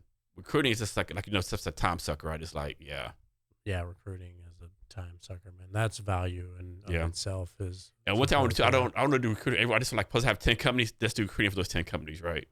Like an upcharge, maybe. I don't know. But we have like I call like MVP minus. We had like aided beta testers, letters of intent, but it's not. No one's gonna pay anything for it. Right? It's not delivered right. So I went to Vietnam, got some developers in Vietnam. It's like really cheap, so hopefully I can do that. So yeah, next 3 months like this, go to market, sales, fundraising. Basically, I call it. Nice. I'm being my begging for money phase. Right. Can't have no pride, no ego. Right. Yeah. Give me money, please. Yeah. And then how do you market yourself? Is it online? Yeah, podcast, SEO, like podcast. Yeah, have like over like 75,000 followers across social media, mainly on LinkedIn. Awesome. This is crazy. So on TikTok, I get like 5,000 views a day. Nice. On podcast stuff. Obviously I'm not Joe Rogan or nothing, but like I want to count on like maybe 2 months. Like if someone wants to do business, they can Google me. Okay, he's like kind of known, right? Yeah. I hope I go in my podcast guess, hey, can you vouch for me? That kind of stuff. It's what is it called? It's establishing authority on the subject, right? Yeah. So anybody that knows, because you've talked about it so much, that if they have some HR needs, like I do like a weekly Cavness HR newsletter on LinkedIn. I do like 3 posts a week on X, Instagram, TikTok, just different HR, like basic HR stuff. Cool. Yeah. Yeah, I know one thing. I don't know if I'm gonna make it or not, but one thing, if I don't make it, no one can say I didn't give the good old try. Yeah. And then how do you integrate? You mentioned like AI and stuff like that. How all do you integrate AI into it? So a plan of that is going to be like, for example, so one of the questions on the questionnaire you have to answer is going to be like, might be like, how many days off can you give your people, right? Mhm. And the plan is they can push a button and they'll say, like, hey, I owe I own a restaurant in Denver, Colorado that makes X amount of money per year, employs this many people, right? And it will say, based on this, the average on the same demographic across the United States does like 2 weeks, or in Denver does 3 weeks, right? Mhm. And then take it further, and they'll pull up like Department of Labor, EOC, all these different websites, right? Yeah. That are public knowledge. And then I don't know if I'm gonna do this or not, but I suppose like the average in Denver is like, we'll say 21 days. And the guy says, okay, 3 days a year, maybe like little like a reminder, you know, it's your decision. However, are you sure it's the best decision? Because who's Right. gonna want to work for you if it's so off skilted, you know? Right. So I don't know if I don't know if I'm gonna do that yet or not. You know, might be something that, you know, stop eating the fatty food. You know. Yeah. Right. Right. Right. Do what you want to do. Yeah, but these, or maybe at least like this is the Suggestions. average, right? This maybe the repercussions of, you know, Yeah.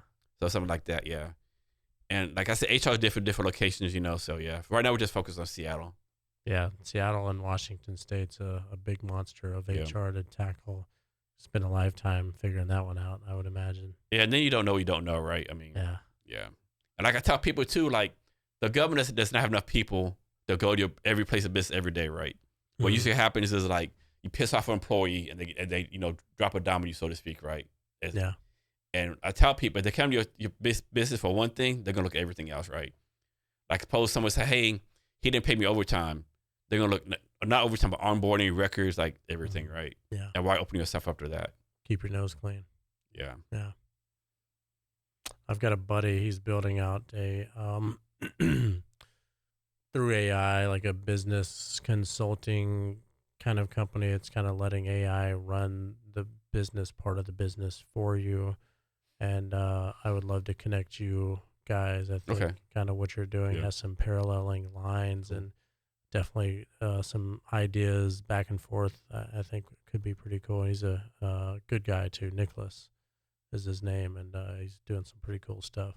So it's off the subject, right? So now on LinkedIn, people always say complain like, you know, stop using AI to write your post, right? And people say, I know it's AI because there's a lot of dashes in it, right? Mm. Well, I actually write with a lot of dashes, right? Yeah. So now I have to purposely go out and take my dashes out so people won't accuse me of being AI. Yeah, I was like, I've always been like dashes. Like I never like commas. I just use dashes. Yeah. And now, like, okay, I can't use dashes no more. AI is so powerful, man. I love it. I use it regularly. Yeah, I as do too. well. Yeah. It's so To me, it's like powerful. you'd be stupid not to, right? Like It'd be crazy. I don't not want to say to. like waste your time writing like a 1,000-word blog post, right? Yeah. But why waste your time doing that? We just have put the subject into AI and then write it. Of course, don't like copy and paste it like it is, right? You got to make your own, make some Yeah. changes. You know, like I would never write it like this. You know. Yeah. I my buddy Elliot, we went to culinary school together, and he's ripped in martial arts, and he's looking to start a health and life coaching service. He lives in Atlanta, and so we were on Chat GPT, and I was like, I am a person starting a health Yep. and life coach. Write out a list of 10 interview questions that I can come in, interview me to come up with a bio to populate a website that we're building, and in like a fraction of a second done. So Easily, yeah. easy. It's like Yeah. to me, it'd be stupid not to use it. Yeah. Yeah. But there's people, oh no, you're not being authentic. It's not your real self. I don't know about that. I don't know if I agree. I I think don't either. because AI is only as good as you, as the person Yeah. using it. You know what I mean? It's not Terminator Just 2 like you robots. said, give me 10 questions. If you just said, Yeah. give me some questions, it'd be something totally different. Right. Would Yeah. have more vague. Yeah. And you're not having it write out all the answers. And it's maybe if it does some, it's inspiration that you can then use. You know what I mean? So I think it's a useful tool. And like, are you going in and you're writing out all the content for like a website or whatever? I think that's a little bit different. But if you use it as inspiration and you get content ideas from it, yeah. There's one for you since we're talking AI. Do you think the day comes where AI robots are the chefs of the future? I feel like I've seen something about that. That's kind of already working. What the guy that started Uber? I don't remember his name. Travis something. Okay. something. He's in that space and he's using all of those like algorithms and stuff and computers and AI to kind of do food and to make robots that cook food and stuff like that. So I think, yeah, I mean, like I have a few kind of mastermind groups I'm in. One is like a CFO mastermind, and there's business owners from kind of all over the place. And we were talking about a couple of years ago, like, well, what is AI going to take over first and last? I'm like, maybe the culinary industry is one of the latter parts Yeah. of it. You know, never to say never, but yeah, I think there's a space for it. I think it was kind of, I'm pretty sure junior developers don't think it's funny. I think it's kind of funny how AI is taking away all the junior software developer jobs, right? Mhm. But they were like, okay, AI is going to be the future, taking all the jobs. Oh shit, they're taking my job. Yeah. I don't think anyone saw that coming. Right. Right. To be Yeah. a junior developer, yeah. Sucks to be them, unfortunately. Yeah. What is the future of the HR company? What's your, if you had a magic wand and you could wave it, what would it be? I think HR has to get away from this, like what I call old methods, like old, not for based on age, but like just a mindset. Like you can't be like the best partner of no, can be compliant. It has to be like HR has to go from being a cost center to like a cost multiplier. Hmm. They have to start making the money versus, it has to be like, lawsuits and do what I do as I say. Hmm. Like HR has to get away from like I know too many HR people that are like, if they're working at a manufacturing plant, they never go to the floor, right? Like you have to be there, right? It's just a mindset. I don't know what changed about that. I definitely AI has a lot to do with, but AI is going to change everything. I think. Oh yeah. You think about HR, if you work in a corporation, HR is the only business function that is going to have something to do with every employee along the way, right? Hmm. From hiring to firing, or what the case be like. Like you can be in sales and never talk to operator, right? Or Yeah. you be operator never talk to people and the laborers, right? Yeah. But HR is going to deal with everyone some kind of way. Absolutely. Touches everything, Yeah. every department. Um, yeah. HR is so valuable. Yeah. So you already talked about some, but can you give more detail, like how the company got started, Hmm. what you're focused on now, and what your big vision is for the company? Yeah, so I started it almost 10 years ago in June. We just launched the delivery model here in Seattle. The vision is to definitely with the delivery model to take it across the country and again show that you can do food on a large scale and do it sustainably. And it doesn't have to only be about a dollar bill. We're in the process of looking at becoming a B Corp as well. If you're familiar with that, Mm. that is written into the bylaws of the company. It's it must be sustainable and give back to the community. Actually writing a book as well. It's not by any means a recipe book or anything really even culinarily related. It just kind of goes through some of the challenges that I've had in my life and come out on the other end and kind of what lessons that I've learned along the way. And so I'm writing that book. We're about to launch a really big social media campaign as well. So content creation. I'm really interested in doing some more podcasts. And so, again, thank you for having me here on this today. But we invest in real estate as well, single family. We'll get into some multifamily and apartments and stuff down the road just to have more passive kind of income. And then my ultimate vision, again, is to be rolling around on the floor with my kids, being a giant, punching bag that they get to practice karate with or whatever. Yeah, that's my happy place and hanging out with my wife and family. And how old are your kids? 5, 3, and 1. Okay. Young. So they're probably too young for this question. So let's suppose they're 15, 13, and 11, right? What advantage do you think you're being as a role model parent by showing them what the entrepreneurial lifestyle versus just working 9 to 5? Yeah, I want to homeschool them because they don't teach that in the schools. They teach you how to be workers and to think inside of a box, and they don't teach entrepreneurship or financial literacy either of how to like set some aside and let compound interest kind of work for you, especially from a young age. And so um, it's tough, man. I was like I look at a lot of stuff around like if I weren't doing this, I'd be in like childhood development.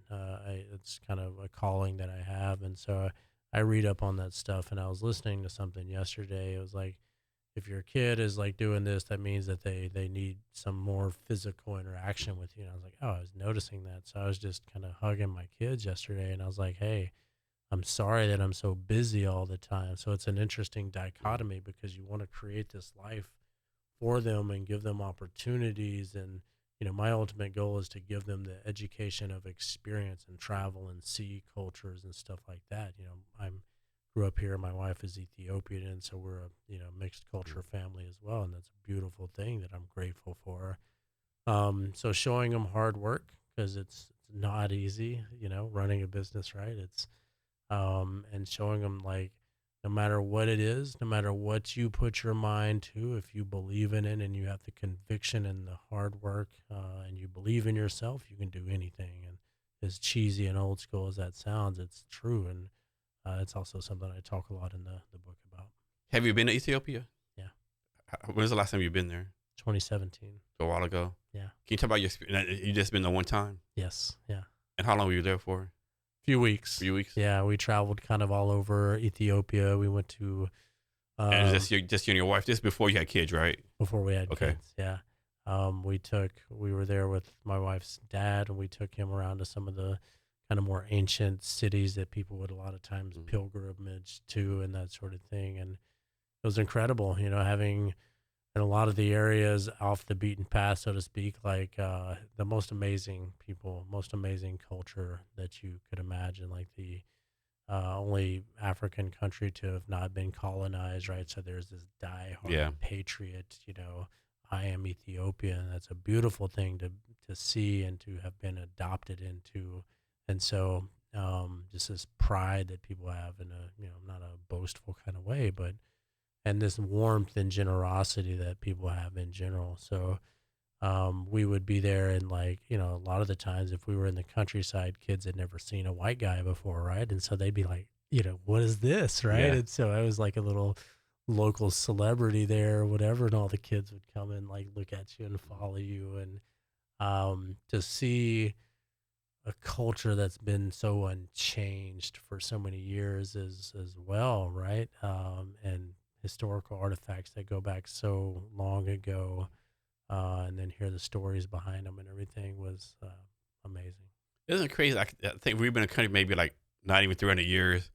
And there's other places like been around like 3,000, 10,000, Yeah. 20,000 years, Ethiopia, right? It's kind of where it all started, and they kind of trace humanity back to kind of that area of the world. And so, yeah, I mean, we have to be able to be adopted into this culture again that's been so unchanged for so long, and then coming from American culture that's been tumultuous and that sort of thing for how many ever couple hundred years that we've been around. And I'm grateful to be an American. I love this country, you know what I mean? But it's also amazing to see other countries and experience other things. I agree. Rip the veil off of, like, this is what we think all that life is, and there's so much more out there that we have no idea about, that we think we got it figured out, and we live in this protective little bubble here. But then you go to other parts of the world and you're like, oh man. I think when you go to places that are maybe by some definitions impoverished or third world, and my limited experience in those places, by some definitions you're like, man, they have nothing. Then you see the people, because You when see how happy they are. how happy, how connected they are. Like, when you're not distracted by material things, all you have is each other. And that's the essence of happiness, I think, to have that community, which is so much stronger in other countries. Like, you here, like, we get up, we go to work, we may to the neighbor and wave a little smirk and a hi to them, and we don't sit down and connect with people regularly. And that's a lost art that I think other places in the world that has. Yeah. So back to climate real fast. How put this? So, like, I know a lot of people say, we're screwing we're doing bad things to the climate, right?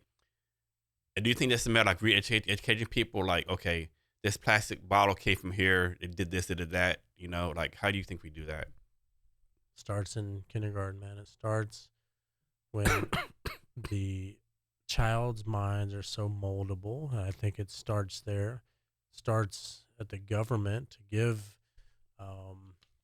funding for education in that space, and for it to be mandated to be a part of the curriculum. Because when you can start to educate those young minds, I think it was like Tupac that said, "I'm not going to be the guy that changes the world, but I'm going to be the guy that sparks the mind of the person that changes the world." So that same philosophy of somebody that's young, moldable, that cares, that's going to they're invested because their future depends on what the environment and what little bit that we can affect it.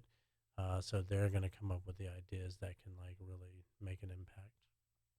So you talked earlier about expanding your business across the United States. So how's that going to work? Like right now, you're kind of small. You work with organic farmers. If you expand like you want to, how will you still be able to like, keep doing organic farming? Right? Well, you have to like expand like big corporation farms, or how does that work? We will never outgrow our ability to stay committed, and that's why I want to become a B Corp, because they get audited, and you can't just greenwash stuff with the B Corp because of the auditing. So we will only grow as much as our ability to stay committed to sustainability allows us to, and who cares about the rest? So that's like one of your core values then? Yeah, Okay. absolutely. Yeah. Okay. Over a dollar bill. I think so many times decisions are made to give an extra 12% to the bottom line of a margin or a spreadsheet or a P&L or whatever, at the sake and the detriment to the environment and those in it. And I think it's an old, tired business model that's been around long enough, that's came at the detriment to the world and those in it. That again, money, when we negatively impact the environment so much, we're going to realize that money actually wasn't what it was all about. And I think I'm going to be on the former side of that, where I'm going to make decisions rather than based on growth or how many dollars, or pennies we can stack and whatever. I'm going to do stuff that, like, yeah, we're ambitious and we want to grow, and we have these visions, like down the road, I don't think I mentioned starting a nonprofit to feed literally millions of people in need, and all of those things can happen, but not for the sake of a dollar bill, just the sake of doing something right. And for your chefs, like how do you do like professional development for them? Like how do you make sure like I don't know what it is. Like is it like, okay, you're a chef here, you tell me you need to do these things to be a chef at a big fancy restaurant, or how's that work? We definitely we have a few paths of growth. One is because we're required to have a certain level of autonomy, a certain level of administrative acumen, if you will. They have to be able to not only cook, but they have to be able to write menus, communicate with clients, and send emails and stuff like that. So it's essentially a training ground for an executive chef at a restaurant, if that's a path they wanted to go down and choose. Or if they wanted to stay with the company and become a regional head chef or oversee one of our locations as well. We have a lot of our chefs that are getting into more of the operations and the administrative functions as well, to help behind the scenes and in operations and in sales and in leadership and growing the team, and then go and start another city if that's something that they're And do you interested. like teach your chefs how to manage other chefs? Yeah. Yeah. I mean, there's definitely a good bit of one-on-one coaching with myself and our leader chefs in the areas and in satellite locations. Yeah. And so like how many chefs do you have right now? We have 13, 14 in Seattle, 3 in San Diego, 3 in Orange County, 1 in LA. Okay. So do all these chefs report directly to you, or is it like a chief operating chef guy somewhere, like chief of staff for chefs that they go to them first? How's that process? How's that thing I work? like that. Chief of staff chef. I Yeah. like that. Yeah, we have a head chef in Seattle. We have a head chef in San Diego. Okay. Yeah. Okay. Yep. Nice. But I always make myself Yeah. available to the Yeah. chefs. Like I go, I try to schedule like a little a bite to eat or coffee with them every other month or something, just to stay connected. We were just down in SoCal visiting So the how often team you go to other sites? a couple times a year. Okay. Yeah. Yeah. Good vacation time, right? Right. So what's the next city you think about going to? Vegas. Vegas? We're going to launch. So you don't there. think that's over? I would think that'd be an oversaturated place. No, not at all. No. It's not a saturated market at all. Okay. Like there's a need for us to be there. So how And did you figure out there's a need for you? marketing, Okay. looking at keyword searches, and that's all marketing. That Okay. yeah, yeah, All right. So I guess for Vegas, you're not gonna focus on the tourist Vegas. You'll be focused on like the actual people who live there in Vegas, right? yeah, Okay. yeah, yeah.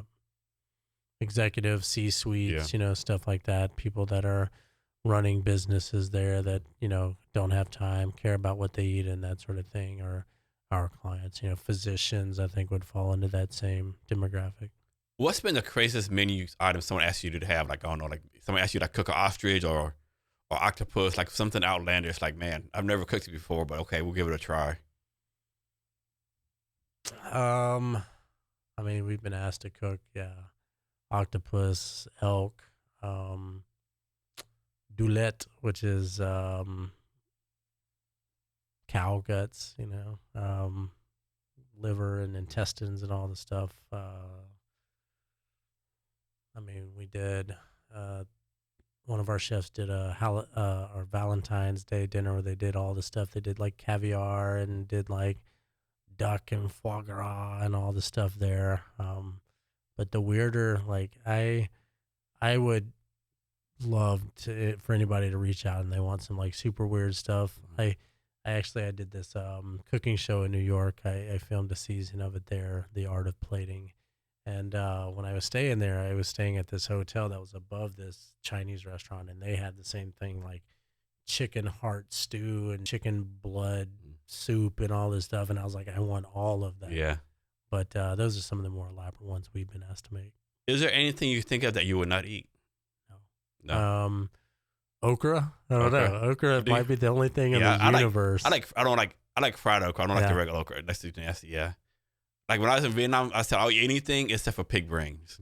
I've had pig brains. Yeah, I'm not doing no brains. Anything else I'll try. If you say it's pig brains, any kind, no. Yeah. I disliked okra. I disliked okra, mushrooms, and oysters growing up, or had less exposure to them. When I went to culinary school, I said I gotta at least try to like these things. Yeah. I like a good, well-made, nice mushroom, chanterelles or something like that. I like oysters. I can order one or two when I go out, but a whole dozen or half dozen can't really do it. But okra, just I don't know. Maybe I got to revisit it. Yeah. Is there a certain fish that's better to cook versus other fish? Or does that matter? They're all delicious. I think, just depending. Like depends on the application. I think for us, for the meal prep, we use salmon or halibut mostly for a yellow or white fish. People don't realize how good halibut is. Like, it's so good. Yeah, so good. Yeah. Yeah. We don't use like true cod as much just because like when you cook it, it flakes. And because we're cooking and then packaging that they're going to reheat at a later time, if they go to take it out and shreds it. Yeah, I grew up in Texas. I grew up, it was like catfish, red snapper, and a bass. All good things. Yeah. Love snapper. Like actual red snapper, which you don't get here. They say like rockfish is similar to it, but it's not similar at all. Catfish, I have not had in a while. I love fried catfish. If it's done the right way, with some tater tots. Hush puppies. Yeah. Good question for you. Like, obviously, you're around food all the time. I think part of it because you take care of yourself, cold plunge, sauna. But how do you yourself keep yourself from like, man, that's blown up 1,000 pounds with all the food you're around? I'm sure you're snacking and eating different tastes of your food. Like, how do you keep the weight off? The struggle is real sometimes. Yeah, I mean, I definitely have to like keep be mindful of it. I try to limit carbs. I don't eat sweets. I don't drink coffee. I don't drink alcohol. Like I drink water and eat. That's a big thing. Yeah. Yeah. So I guess that's how. Good genes. Good genetics. Yeah. Growing up, I was always like a stick. I was real thin. I got married, and the old adage of like you put on the pounds. Yeah. And it was like. Maybe even my wedding day, and just never looked back. I need to lose. I'm like 40 pounds overweight. Yeah, man. I need to lose some weight. But again, like who wants a chef who's skinny, right? Don't trust a skinny chef. Yeah, yeah. Don't trust a bar with a bad haircut. Yeah, don't trust a skinny chef. Yeah, I think that's an old adage, and now you see more and more chefs that are fit. Yeah, and I think that's. You got to set the standard of like health and that you can have good food and be healthy as well. And that's definitely the path that I'm on. Like I care about health. The reason I get up and go to the gym at 6 a.m. or if my day dictated I go after all the kids go to bed at 10 p.m. is Yeah. because I want to be there to dance at my Yeah. daughter's weddings and be Yeah. vibrant and not some old crusty dude wheeling myself down in a chair to, on I their know, wedding right? day. And are you from the Seattle area? I grew up in Alabama. Oh, that's right. You just said that, Alabama. Yeah. Roll Tide, right? Roll Tide all day. Yeah. So how long you been up here? I have been here 10 years now. I moved from Alabama to Atlanta, lived there about 5 years, worked at some really fun spots, some places we won some good awards at. And then I had a friend that I went to high school with that worked at a resort up in the North Cascades Pass. And he was like, hey, we need a chef out here. Is this something that you're interested in? I was like, cool. I'd never been to the Pacific Northwest. It wasn't like, man, I'm not going to South Canada. Yeah, right. Pretty much. Never looked back. Incredible place. Yeah. So does the Southern accent ever come back with you? I don't think I ever really had it. No. You know what I mean? Like Yeah. I don't think I ever had a thick, hey y'all kind of accent. Yeah. Because I live in a town called DuPont. It's like 40 miles south of here. I went to a bank one day, maybe 2 weeks ago. This young lady, maybe mid-20s, like thick ass accent, right? I said, "You're from the South." Yes, I am. Yeah. Where are you from? I'm from Alabama. Yeah. How long you been here? I've been there a couple of weeks. Well, are you from the South too? Or just real country, like thick as molasses country accent, right? Like, I love it. When I hear it, when I'm on a call with a client and they have like a thick accent like that, I love it. Yeah. Like, man, I feel like I'm listening at home right now. Yeah. Yeah. I'm like, where are you from? You can almost pick out So being from the South, you're a big football guy? Yeah, I'm a big sports guy. Yeah. We, love the Seahawks.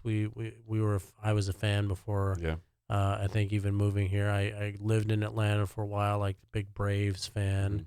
The Falcons, you can hit or miss with them. Yeah. But big football fan, big going out to just sports events in general, especially with the kids. But it's crazy how football's so big in Texas and the South, but it's not so big here, right? It's like that takes some getting used to. My dad always was like, oh man, football is this big, redneck thing or whatever. And I'm like, when I moved here, I was like, no, I mean, college football isn't big here. You know what I mean? Like UW, they did great a couple years ago, but no one pays attention. Yeah. Now Seahawks, they are big on Seahawks. Yeah. But I was like, this is a major metropolitan area and the support that this city has, the 12s, it's amazing, and it rivals anything I've seen for Alabama or Texas or whatever, right? It's huge here. So it's not college, but it's still big here, I think. Yeah. You're a hockey guy too? I like hockey. I've been to a couple of Kraken games. I haven't gone. Heard that's a really good experience. Yeah. Like it's really like good experience. Yeah, it's a cool spot, and it's approachable. It's not like $700 a ticket or anything. You can go. Not like football tickets, right? It's crazy now. First of all, you got a 10-year waiting list to get a ticket. Yeah. I'm a big fan of going to baseball games Me here. too. Like it'd be like once or twice I go to a baseball game because right there, get a ticket for $8 on a. You're right here. Yeah, you're right by the stadium. So we go to quite a few Mariners games. We'll probably go to about 3 or 4 a year because you can get a ticket for $40-$50, and the kids go out and eat popcorn and all the To me, it's garbage. like experience, right? Am I a Mariners fan? No, I'm a more Houston Astro fan from Texas. But I go in there, getting a hot dog, a beer, meeting new people, right? Walking around. It's like the atmosphere. I like the vibe of it, so to speak. Yeah, it's an experience of it. Tell you one thing that's pretty fun as well is the UW college basketball is pretty fun too. Okay. Their games here it's a good vibe, good energy in the room as well. The stadium's pretty cool and it's right at the campus there, so it's pretty fun. And I feel kind of sorry for the athletes here. Now they have to go to all the Rutgers, Michigan, all these. That's insane. But the almighty dollar took care of that, right? Yep. I don't know. Cool. So have you never drank or you just stopped drinking recently? I quit drinking when my son was born. I wanted to do something The oldest one in my life, my middle child. So I have a 5-year-old girl, a 3-year-old boy, and a 1-year-old girl. And when my son was born, I wanted to do something positive for him, and that'll be. I wasn't like an alcoholic before then. I didn't drink all day every day, but I have a couple beers, couple IPAs here and there. And I quit drinking 4 years ago in April when he was born in April. So one year, I think it was 2019, I did a whole year, no alcohol, no meat. I did like the vegan, Yeah. I was like so focused, I lost weight again, Yeah. yeah. You feel so different. You know Yeah. what I mean? You can feel it in You your can feel it, body. yeah. I just saw it as something that was distracting to me. It's something that I didn't get value out of it. Yeah. And I felt like, there were so many times in my life where everything kind of would revolve around like, all right, if we're going to go to a game, let me stop by and get a beer first Yeah. or something. What's the term? Let me pregame. Or Yeah, let pregame. me Yeah. pregame. Yeah. Now I'll pregame with some food. And like when we go out to, like we were just in San Diego with the team there eating out, and I'll go in and I'll get, like there's this place in San Diego, Oscar Seafood Tacos. Incredible. Like they have this like smoked whitefish taco, this octopus charred taco, and phenomenal. We went by there before we went out and had dinner. So I was like, I don't want to look like a big glutton eating all this stuff, and so that's my pregame. So everyone talks about doing the vegan diet, being a vegetarian, but I think lately a big thing is the carnivore diet, right? Mm-hmm. And people who do it like Joe Rogan, other people say the carnivore diet is the best thing ever. There's all these health benefits or like these stats, which who knows if the stats are true or not, whatever. But what's your take on the carnivore diet? Do you have any thoughts on that?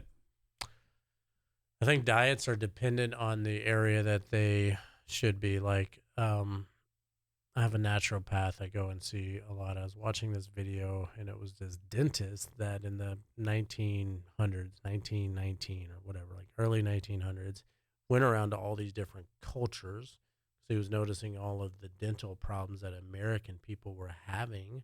And he went to like Kenya, he went to, it shows you how old even the video, Polynesia area, and the Inuit tribes up in the Arctic, wherever. And they had, so the Inuit tribes, because they have like seal meat and herring meat, and they don't have plants that grow up in the Arctic Circle. It's ice, and that's what they would eat. Live to 170 million years old, perfect teeth and all this stuff, cardiovascular health. And they would go to the tropics, right? And they would live on all these fruits and coconut and seafood and all these things. Or he would go to Kenya, and their main diet was blood and animal carnivore kind of thing. And so I think any one diet, I don't know long term is healthy to eating meat and only meat for the rest of your life. Just to me, I don't know if that sounds like it's healthy. We do a vegan fast. It comes out to about a little more than half the year. I'm on one now.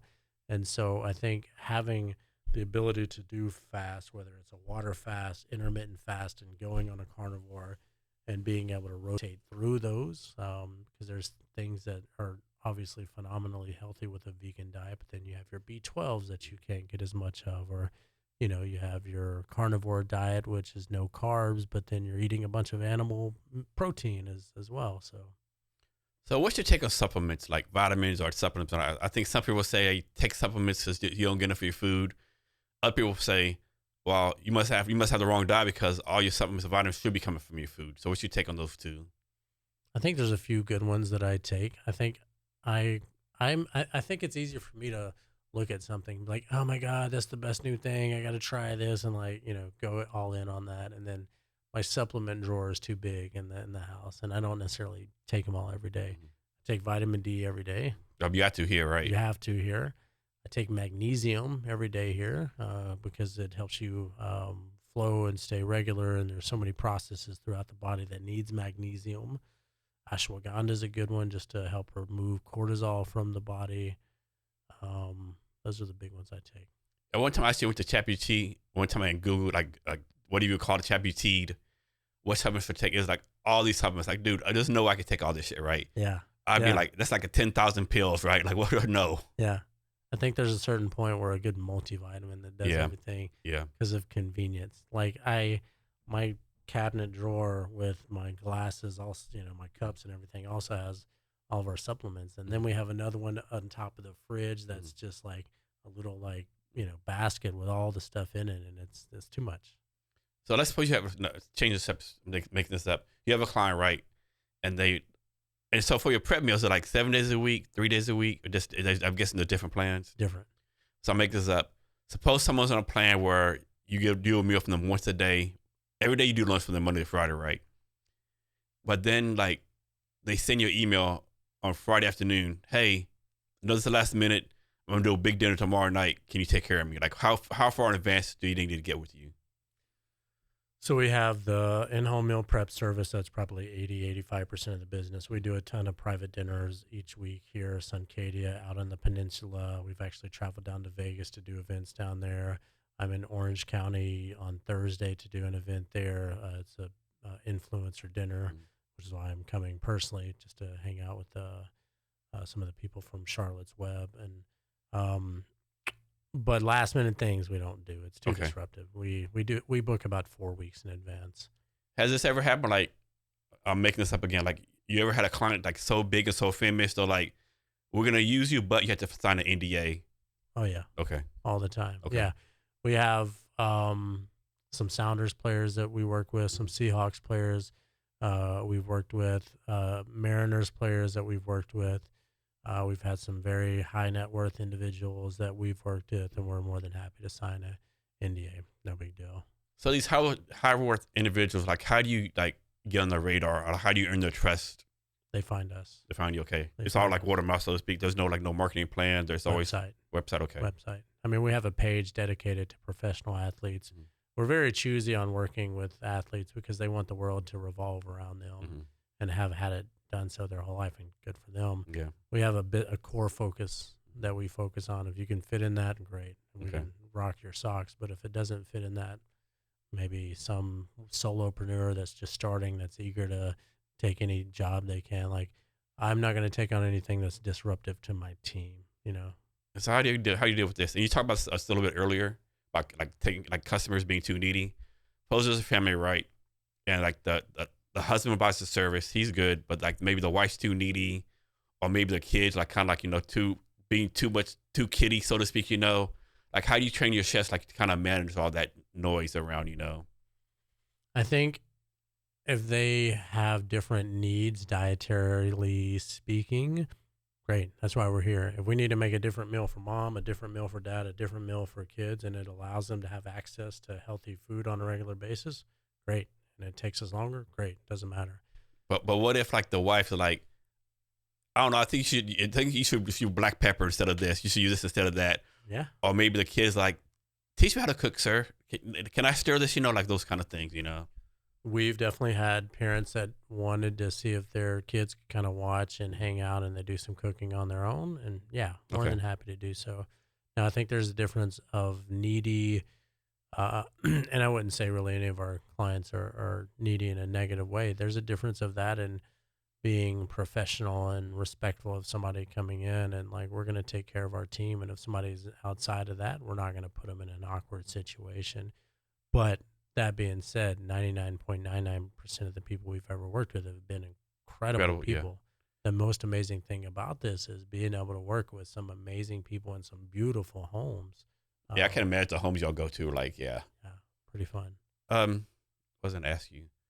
So I can't remember on your website has like the chefs listed on your website, but does it say like Jason Cavness chef that specializes in Italian food, or John Todd specializes in Asian food?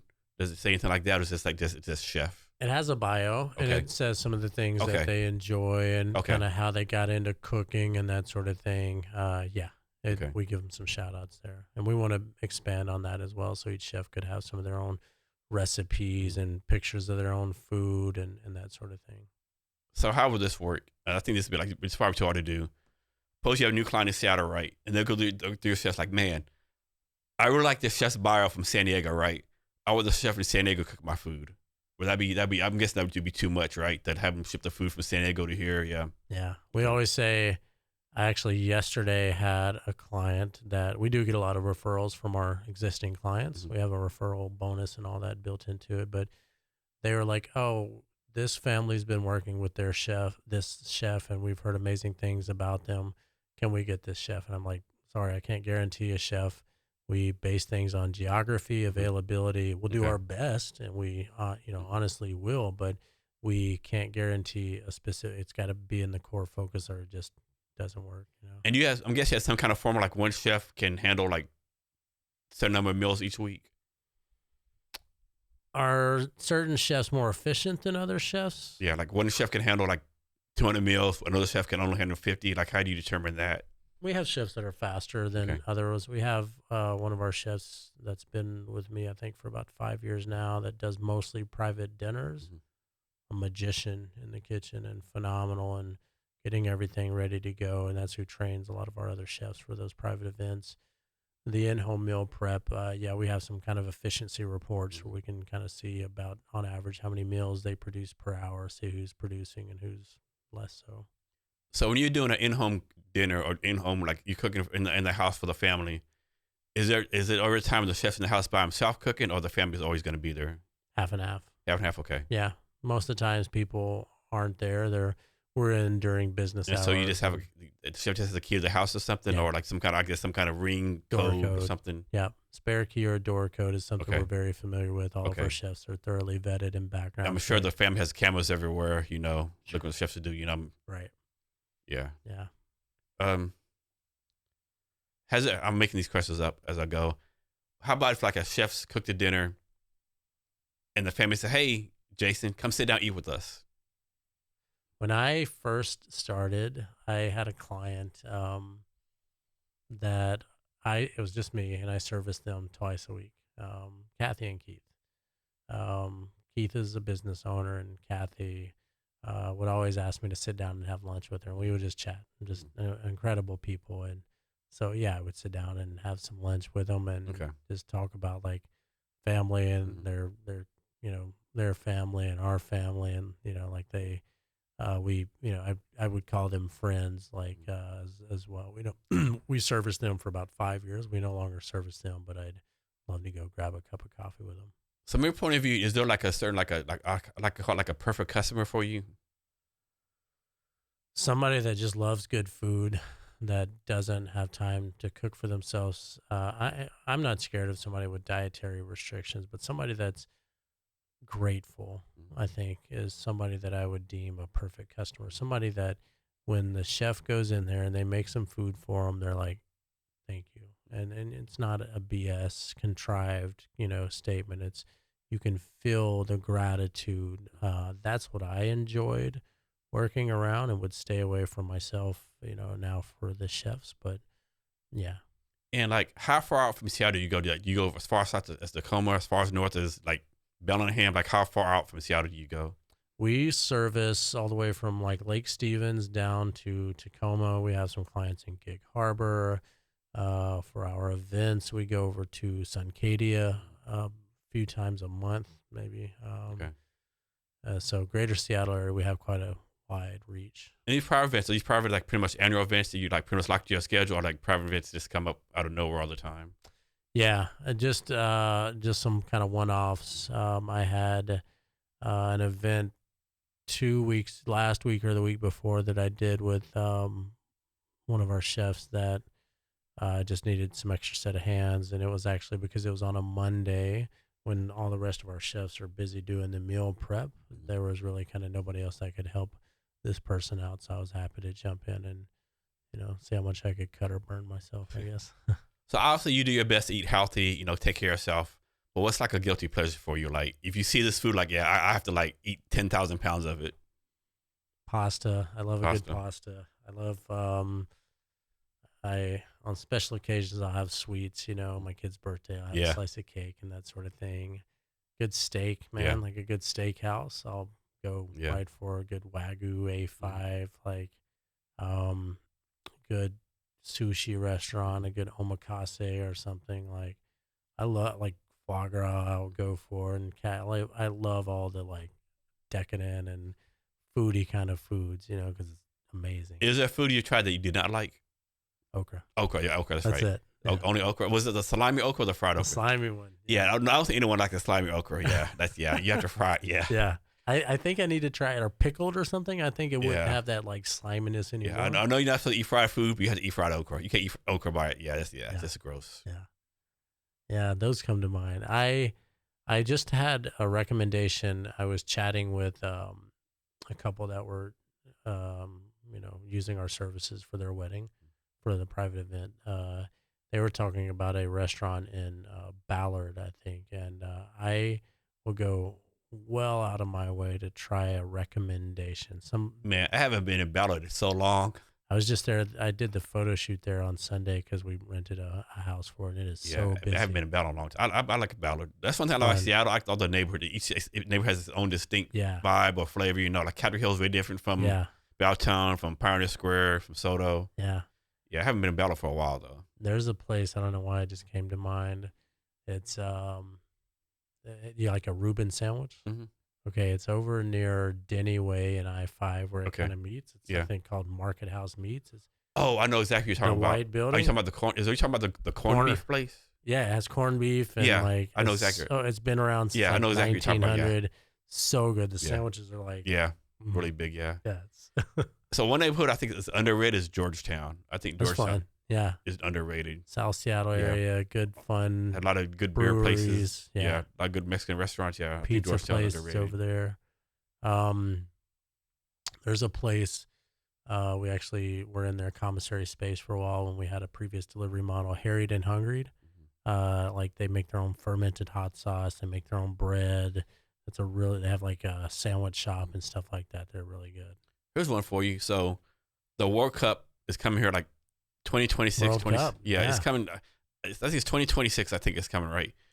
How is there a way you can take advantage of the World Cup for your business? Like maybe, do dining service or these incoming athletes, like any plan, like kind of take advantage of that? I'm sure we'll put together some marketing for that and have some. They have home delivered meals to your hotel room if you're an athlete, soccer Right. athlete, like we Yeah. get you like, yeah. Definitely, it's a good idea that we need to get on top of like before it's Yeah. here. I can't imagine here at Pioneer Square how many people gonna be here during that time period, right? It's gonna I'm be insane. excited. Yeah, I'm newer to the world of soccer. Yeah. I grew up like football. And Yeah. my wife, loves soccer Yeah. or actual football where Yeah. they actually use their feet. And anytime we'll be playing soccer back when it was just us and we had the ability to do so, before we had kids Yeah. crawling all over our legs in a beautiful way. She'd be running past me and like I'd look goofy because she's got skills. Yeah. Like she's good, and I'm like, all right. So I just grab her and Yeah. try to like, But yeah, no, we are excited about the World Cup coming. Yeah, I up. definitely want to go a game. Like I probably Yeah. can't afford to go like a United States game. I want to go like some random country, like Yeah, Bolivia versus Taiwan, some Right. qualifier, right? Rando. Just that with the World Cup game. Yeah, So I can be Same. cultured. yeah, right. But I'm looking forward to it, right? It's gonna be crazy expensive though, right? I bet. Everyone's gonna be like, I make this up. You might be able to buy a beer for $10 now, it'd be $100 then, Yeah, all day. Yeah. Seattle has a way to make their money off of stuff. Yeah. And Like I really don't drive here that much. I maybe drive once a week. I'm definitely not driving to World Cup. do you live close by? No, I live down in DuPont. Oh, I that's right. usually, Oh, I yeah. usually catch the train every once in a while. I'll Oh. drive, That's Is it the Cascades? yeah, the train? Yeah, either the Or Sounder, the yeah, Amtrak, the Sounders. Sounder, yeah. But I know like Parker would be craziness that right there, right? Yeah, take the train in. We have extended family in Portland, and taking the Amtrak down there is the most relaxing Oh, yeah. thing, man. Yeah, It's definitely, so yeah. nice. You're just do-doom, do-doom, do-doom. So this on Facebook earlier. I'm on this Facebook group about travel, and someone asked, "Has anyone ever done the Amtrak from Tacoma to Vancouver?" Like, damn, that's a great idea. To BC. Yeah, I want to do. So we're national park junkies. Like that's our thing. yeah. As we I'm go to. the same way. Yeah, I got Okay. a pass and everything. Have you seen or been to or heard of Banff National Park? It's No. up in Canada, No. Alberta. So what made me think of it is you can take the Canadian Rockies Mhm. from Vancouver. You can take it across the country, but to that is like legendary. So we've been to like, Zion and Bryce and Grand Canyon, Yellowstone, Yosemite, Sequoia, all the ones. But Banff National Park, it's about a 10-hour drive from here, is the most beautiful place I've ever been to on earth. It has Banff National Park, Jasper National Park, Canadian Glacier National Park, Yoho National Park, and it's all within each other. And it is Okay. Lake Louise and Moraine Lake is just, it doesn't look real. Unreal. That's when I regret. Like I regret that I don't go to Mount Rainier as often as I should. Right. Yeah. I think I maybe go like maybe once or twice a year. Right. Like man, it's right there. But like Beautiful. yeah. But who has the time? Right. It's like you got to drive there and like We live in Maple Valley, so we're okay, kind of close. it's a in little our close. backyard. Yeah. We'll get up there, and it has some decent, easy hikes for the kids, or we got the little baby Yeah. backpack on or whatever. So it's fun. We Yeah. love it. One time I was there maybe a year ago. It was a friend of mine. Right. And we're walking over some place. It was just like in order to cross the river, you had to cross this log, right? Like, man, I don't know about this log, man. Fuck that. And so we sat down and talked, right? And like 10 minutes later, a family, like 4 infant kids, like 2 or 3 years old, just ran across like it was nothing, right? Wow. Like, man, we must be punks. Like, we have to cross now. Yeah. We just seen these 2-year-old kids run over like it's nothing. So you weren't even ready to do it. You were No, like, I don't know I'm scared about of shit. this. Like, it's kind of high. The And log's then kind of 2-year-old skinny. just went, Just ran across it like it wasn't nothing. yeah. Then you Yeah. got to go. Yeah, I got it. We got to go now, right? You got punked by Oh yeah, our manlyhood is on the Right. thing right now. Right. We got to go. Yeah, it's a good time. Yeah, nature's always good though, right? Yeah. Get out of here. Washington is beautiful, man.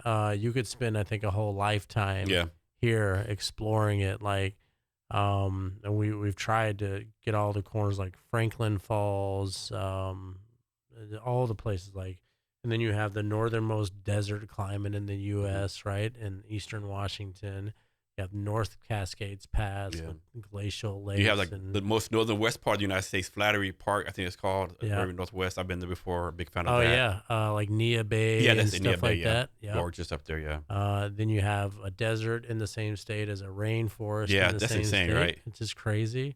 The rugged coastline, the Puget Sound with all the orca whales and the bald. I was like driving home Sunday, I think it was, or maybe even yesterday, and I was coming over the I-5 bridge coming into Seattle, and there's a bald eagle just flying Yeah. right over it, and I was like, how lucky are we? You I know, right? Yeah. So I live in DuPont. We actually have a family of 4 bald eagles. Yeah. So it was like the mother and father eagle for the longest time. Like a year ago, they had like, Wow. oh wow, there's 2 more eagles. Where'd they come from? Right. They had like, yeah, so now it's 4. Yeah. Yeah. It's They were pretty busy. cool. Yeah, it's pretty cool. Yeah. If you're a nature person, it's definitely a place to be, right? Yeah. And it's like such a great springboard to these other areas. Like you can get to Yellowstone Yeah. quickly, a couple hour flight and cheap, and Yosemite. Or have you done Utah? No. Utah is maybe the most beautiful state, maybe other than Washington, Yeah. in the U.S. So you have Bryce National Park, Arches, Zion, Canyonlands, Capitol Reef National Park. Unreal. So if you're like Utah, I think you're like Big Bend National Park in South Texas. It's Okay. kind of the same thing, like kind of desert, kind of nature, Yeah. like the rivers. I Yeah. think you like Big Bend National Park. The thing about Big Bend is like really no light pollution, Oh, okay. so you can see like Milky Way. Yeah. Like most national parks, okay, but you really can see it really good down there. Yeah. Yeah. I think they have like a McDonald's observatory you can go to at nighttime, look at the stars and stuff. Okay. Yeah. Okay. Yeah.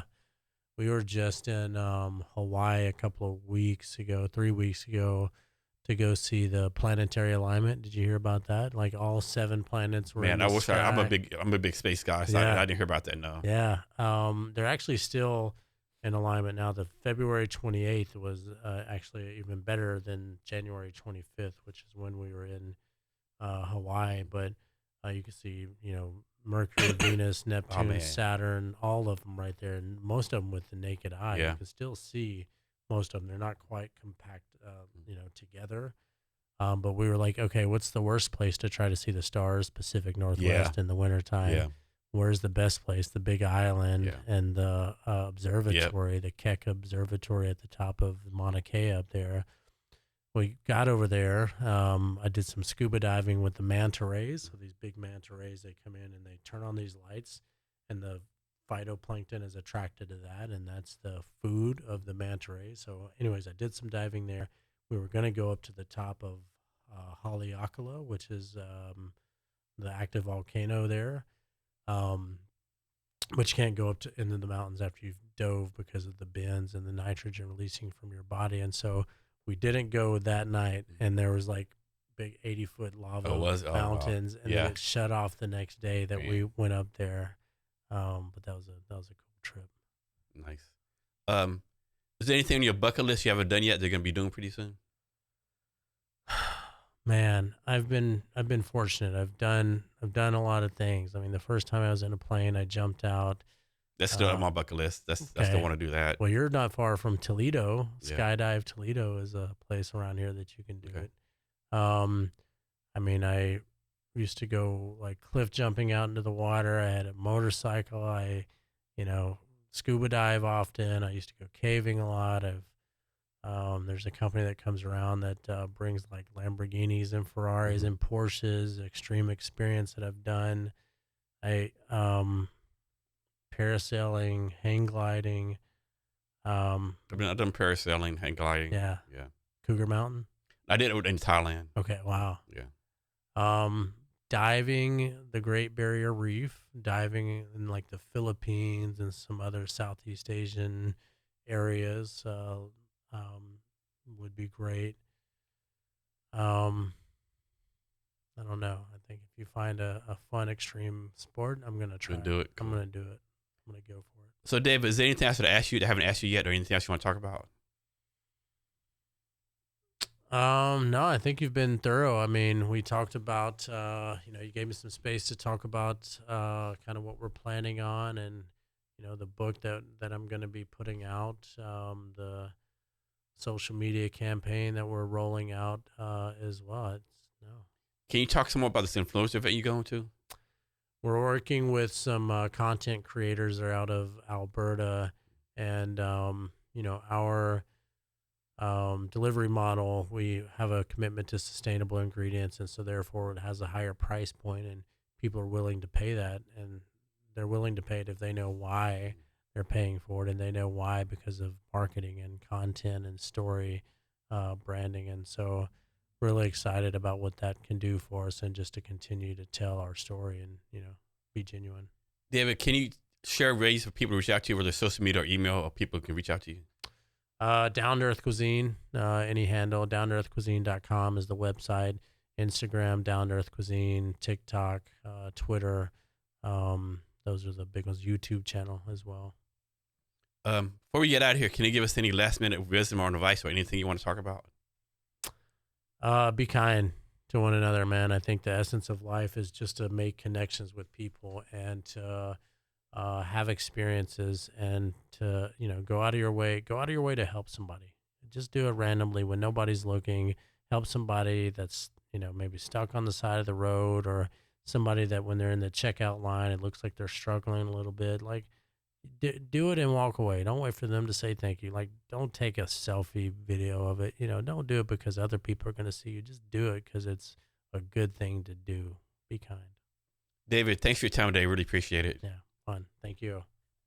Cool. And to our listeners, thank you for your time as well. Remember to be great every day.